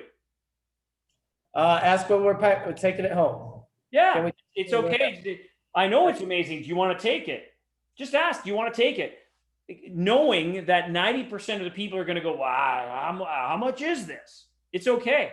You can go, yeah, you know what? That one that you're on, you say the price with conviction because you have to believe in what we're selling. Right. And then it's like, hey, you know what? Before we continue and I get you onto another bike, I have a few questions for you and then jump into these. So go for it. All right. Who's the bike for and who else is going to use it? Just me. Just you. Just me. How are you going to use it? Ride it around the neighborhood. You know, that question sometimes stumps people because they kind of look at you like, what do you mean? I'm going to make salsa? Like, I'm going to ride it. And then you, What do you think I'm going to do with it? and you go, oh, well, what I mean by that is like, are you using it for fitness? Are you using it to keep up with somebody? Are you using it as a commuter to go to work? Like, how are you going to use it? And they'll be more specific. So sometimes you got to do what's called prompting. So that's actually a good example there, guys. But that's good. Keep going. You're doing great. All right. Where are you going to be riding? Around the neighborhood. Around the neighborhood. Are you going to be doing group rides or anything? No, I just- don't like people. You don't like people, but they're so delicious. Let's see. How far will you typically ride? Maybe about 10 miles or so. About 10 miles. Okay. Do you plan to? Well, I already asked that. Is there any health issues that I need to know about? Ankles, back, hip, legs? It's old age, my hip. It's It's old. just Oh, okay. Can I All right. interrupt quickly? Because usually when people have got an injury, I see it's like the first and only thing they speak about 99% of the time. It's almost not even necessary to ask about that yeah. because they love telling you about the injuries. Yeah. Absolutely. Tammy, you're bang on. Absolutely. You have to do it. Yeah. And Okay. And Like you don't have to drag it out of them. You know what I'm saying? and since you got a bad back, we're going to put you on this elevate first because it's amazing, and it will work that back just perfect. For this old man with a not sure that's the best recommendation. I don't think I told you I love that so bike. I really don't think that bike's You for really me. don't think It's, that I think bike- it's too okay. much All bike. right. Let's So hear me out, guys. So there's a couple things here in the template that, again, it's very, it's the fundamental, it's the basic or foundation. But in here, when you ask the question, where are you going to be riding? What we want to find out specifically is it going to be paved? Is it going to be dirt? Because if I find out that they're actually going to be on pavement, I'm taking unless I'm going to go into the Ridge Rider Urban Assault Edition that you would, take the knobby tires off and put slicks on, which I highly recommend, by the way. Now you know where you're going to go. You're going to go platinum, right? You're going to go with a platinum something, whether it's a Interceptor, Boomerang, or City Commuter. So, this is where you're going to be riding, getting those specifics are going to help you decipher what your best, better, good scenarios will be. Best option always being first. So why don't we, just for shits and giggles here, kids, let's just go from who's the bike for and who else is going to use it. Take it from there. You guys have done great. Let's go back and take it from there, guys. Go. Okay. Who's the bike for and who else is going to be using it? That's just for me. It's just for you. How are you going to be using it? Are you going to be riding on dirt, riding on the trails? Are you going to, is it for fitness? Is it for fun? Yeah, just for a little bit of exercise around the neighborhood. We got two. Oh, yes. So, for you guys. Okay. Just keep going. All right. Pedro showed me some tech for it. Sorry, we just got new electronic calipers. Yeah, we got the good stuff. Right, keep going. Just around the neighborhood. Are you doing it for exercise, just for fun? A little bit of both. Okay. Are you going to be doing group rides with friends or riding solo? Yeah, probably just by myself. Riding solo. Awesome. So around the neighborhood, we could do like the Interceptor or the City Commuter. Of course, you want to do the Platinum Edition. It's got all the bells and whistles, and they look cool. We can even throw some mag wheels on you because, Nick, you're a little heavy. We don't want you breaking them spokes. Ouch. It's like a roast. You know what? I'm going to jump in because it's actually interesting that you bring this up, Granger, because when you do have somebody who's actually a big person, Right. you don't want to tell them that they're a big person. The way that Right. Well, I understand that. no, but this is actually a good teaching moment. Okay. When you get, and coming from the fitness equipment industry, trust me, man, I've had people that are 500 pounds that want to buy a $1,000 treadmill. And you can't turn around and tell them, dude, if you walk on that thing, you're actually going to break it. Like you can't, and they would, right? I mean, $1,000 treadmill wouldn't handle somebody who's 500 pounds.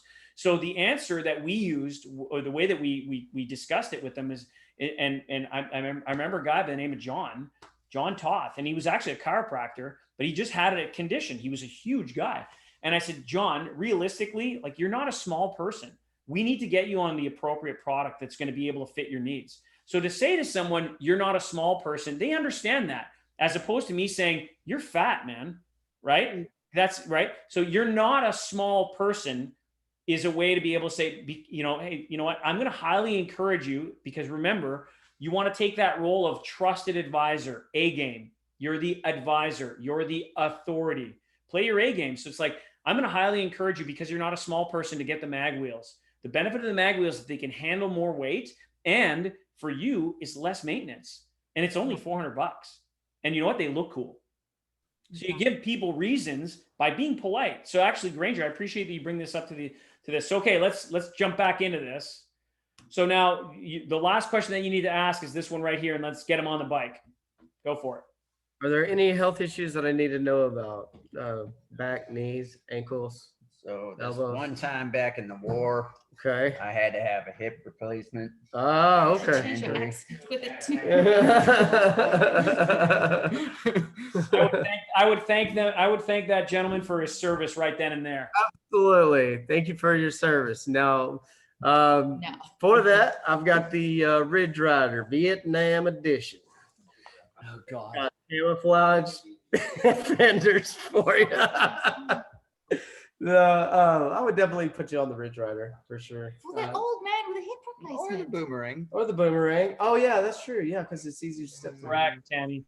Correct. But that's good. This is a good conversation. This is a good conversation. They sell more bikes than I do. I just fix them. I've been role playing with Granger the last couple days here, trying to Yeah. just get him down to learning the different bikes. And Yeah, and this is how we do it. And you have to have fun with it, guys. You have like rather than just That's him follow me around and watch, Exactly. I'm having him just, role play with me and do it. And then I can teach him about the bikes and stuff like that. while Right. we're- Ranger, I'm in your world, man. I totally like. I lived in Southern California for a while, and I got to go to Whiting Ranch Park, where like it was it located right behind Oakley Eyewear. Like I'm telling you, it's some of the best. And I'm not much of a mountain biker, but it's some of the best mountain biking I've ever done. I've never gone to Moab, but I get it. I mean, if your heart is in mountain, it's hard to get out of the mountain headspace and get somebody on a beach cruiser. I get it. It's true. Again, it's not about you or me. It's about the customer. And so to me, the goal is, how do I get people back on two wheels? Because a lot of our customer, they haven't ridden in a while. And when I consider the health issue, is somebody with a bad hip, somebody with a bad back, there's a couple things that I want to discuss. Number one is I'm going to get them on a step through. Like most of the customers that we're dealing with, they're the step through customer. It's not my type of bike. I mean, realistically, a city commuter platinum edition would probably be I would actually go for that bike, because I've actually got another brand that's first of all, it's an e-bike that's designed for a giraffe. Like it's 6'6" and I'm 5'9". So first of all, that bike's too big, and it's a classic design. So when I do have to get off the bike, I'm not kidding. I'm like, I'm literally scared for my male parts. It's just brutal. So the benefit of the city commuter in the platinum edition is that, that step through design really doesn't look classic girlish bike. It's actually still a cool looking bike. And so, I like the black anyway. So I have no problem getting somebody onto that bike right away. Showing them the adjustable handlebar stem is also something that people screw up with. A lot of times people are going to go on the side of the bike and adjust the handlebar stem, and all of a sudden the handlebars just kind of get all wonky. Mm-hmm. The key to do that correctly is literally, jazz hands, get onto the bike, address the bike from the non-drive side, get on it, and then show that when you go for the mini spin, you go first, left hand onto the button, right hand onto the handle, and you just lift it up half an inch, then grab the handlebar and then raise the whole thing. And then you can show it, lock it, and then you just, because you and I, we all know when somebody adjusts that handlebar stem, they adjust it once and they'll never use it again. It's just, but the feature is so cool, they love it, that they feel that I'm going to need that. Now, in a mountain biking scenario, you'd never use an adjustable handlebar stem, because my God, if you get some air, you're right. And so that's why with the riser stem that you would put on a Ridge Rider, you wouldn't have it, fully adjustable. You'd have it wrench adjustable with a riser stem, but that would, these are all features that you can add to your list of accessories when you make the sale. So let's assume right now that this person in the war had a bad back. You put them onto, it sounds to me like a step through, I don't know, City Commuter, Platinum City Interceptor, or a Platinum Boomerang. Get them out on the ride. Go for it. Let's go back to this. Now what? Okay, let's see. Got the hip and let's see. Well, let's do. I would definitely, because of your hip edition, I would definitely do the boomerang. Yep. It's easier to step through. Okay. Very comfortable bike. It's very stylish. There's not another bike out there that looks like it. And then we could also do the city commuter. City commuter. And then so put them on the best option right away, Granger. Just go. Just. Well, I was gonna say the the boomerang, because it's if you got that hip condition, you don't want to be picking your legs up that much. So that's the lowest clearance bike that we have. Yep. Platinum edition. Yes, the boomerang platinum edition. All right. So now, so you say just for fun. Now he's already done a mini spin. He's already done the waiver. So get him on the bike. What are you going to tell them? Now here's a question. Do you guys go with them, or do you let him go for a ride alone now? Alone. Yeah, just let him take it out in the parking lot. Take it for a spin. Tell me what you think. Okay. So, and you might want to tell them, again, going back to the popcorn method, if somebody else walked in the door, what you want to do is you want to say, okay, Mr. Customer. So in this case, Nick, here's what I want you to do, man. Feel free to go for a ride. And I don't want you back here for about 10 minutes. And now what I'm going to do is I'm going to go right back into this whole list. And let's say it's Tammy who's walked in, and it's like, hey, first time in the store. How'd you hear about us? You ever ride a Pedego before? And I'm going to get Tammy on the bike. Nick's still out there riding. And then I'm going to tell Tammy, after I go through who's it for, who else is going to use it, how are you going to use it, where you're going to ride it, how far is your typical ride, do you plan on riding alone or in a group, any health issues that I need to know about, such as ankles, knees, hips, spine, heart, or lung. Based on what you told me, here's what I believe is going to be the best option for you. Tammy, I want you to come back in 5 minutes, because you could literally go through this whole list with someone in 5 minutes. Nick's gone for 10, right? They're both going to come back at the exact same time. I just got to get one of them to pop. If one does, the odds are highly probable that the other will as well. And that's the beauty of the Army of One system, is that you now have a template that you can follow. So, Nick, you're out for the ride and you've come back. Go ahead, Granger. What are you going to ask him? How was it? What do you think? This is the one. This is the one. Let's get it. What do you say? This is the one. Congratulations. Welcome Thank to you. the family. All right. And then what you would want to do is pull out your list of accessories, and you're just going to say at this point, the screen share doesn't need to happen, so I can just do this. So it's like, well, you know what, Nick, congratulations. Welcome to the Pedego family. I just want to show you some of the accessories that we highly recommend that you should get. This is where you need to take the authoritative space. Don't ask, do you want a helmet? Do you want a pump? You don't ask, do you want? You're going to tell them this is what you need to go with this bike. That makes sense? Yes. You're gonna need Yes, a pump. exactly. Yes, you're going to need a helmet. You're going to need a pump with the gauge on it. It's a lot better than your pump without the gauge. So, I'm sure you have one for your car. This one's better because it'll give you the exact air pressure, so that way you don't overinflate your tires and they go boom. You need to get the foldy locks to keep it safe and secure. Definitely. Granger, what's another benefit of buying the Pedego Foldy Lock? If somebody actually does steal it, they'll reimburse you for your bike. There you go. Theft insurance. Exactly. Yeah, exactly. And I mean, that's the easiest thing to sell is that lock, because, it's you literally insurance. You don't leave with. Yes. Nice Yes. job. Get it down. So That's- now Nick says yes to everything, and you guys go to the till. What do you do? I take his credit card, run it, thank him, tell him congratulations once again, Nice. tell him welcome to the Pedego family, Yep. and I give him a solid free high five on the house. Nice. COVID, yeah, COVID. So now Nick leaves with his bike. What do you do?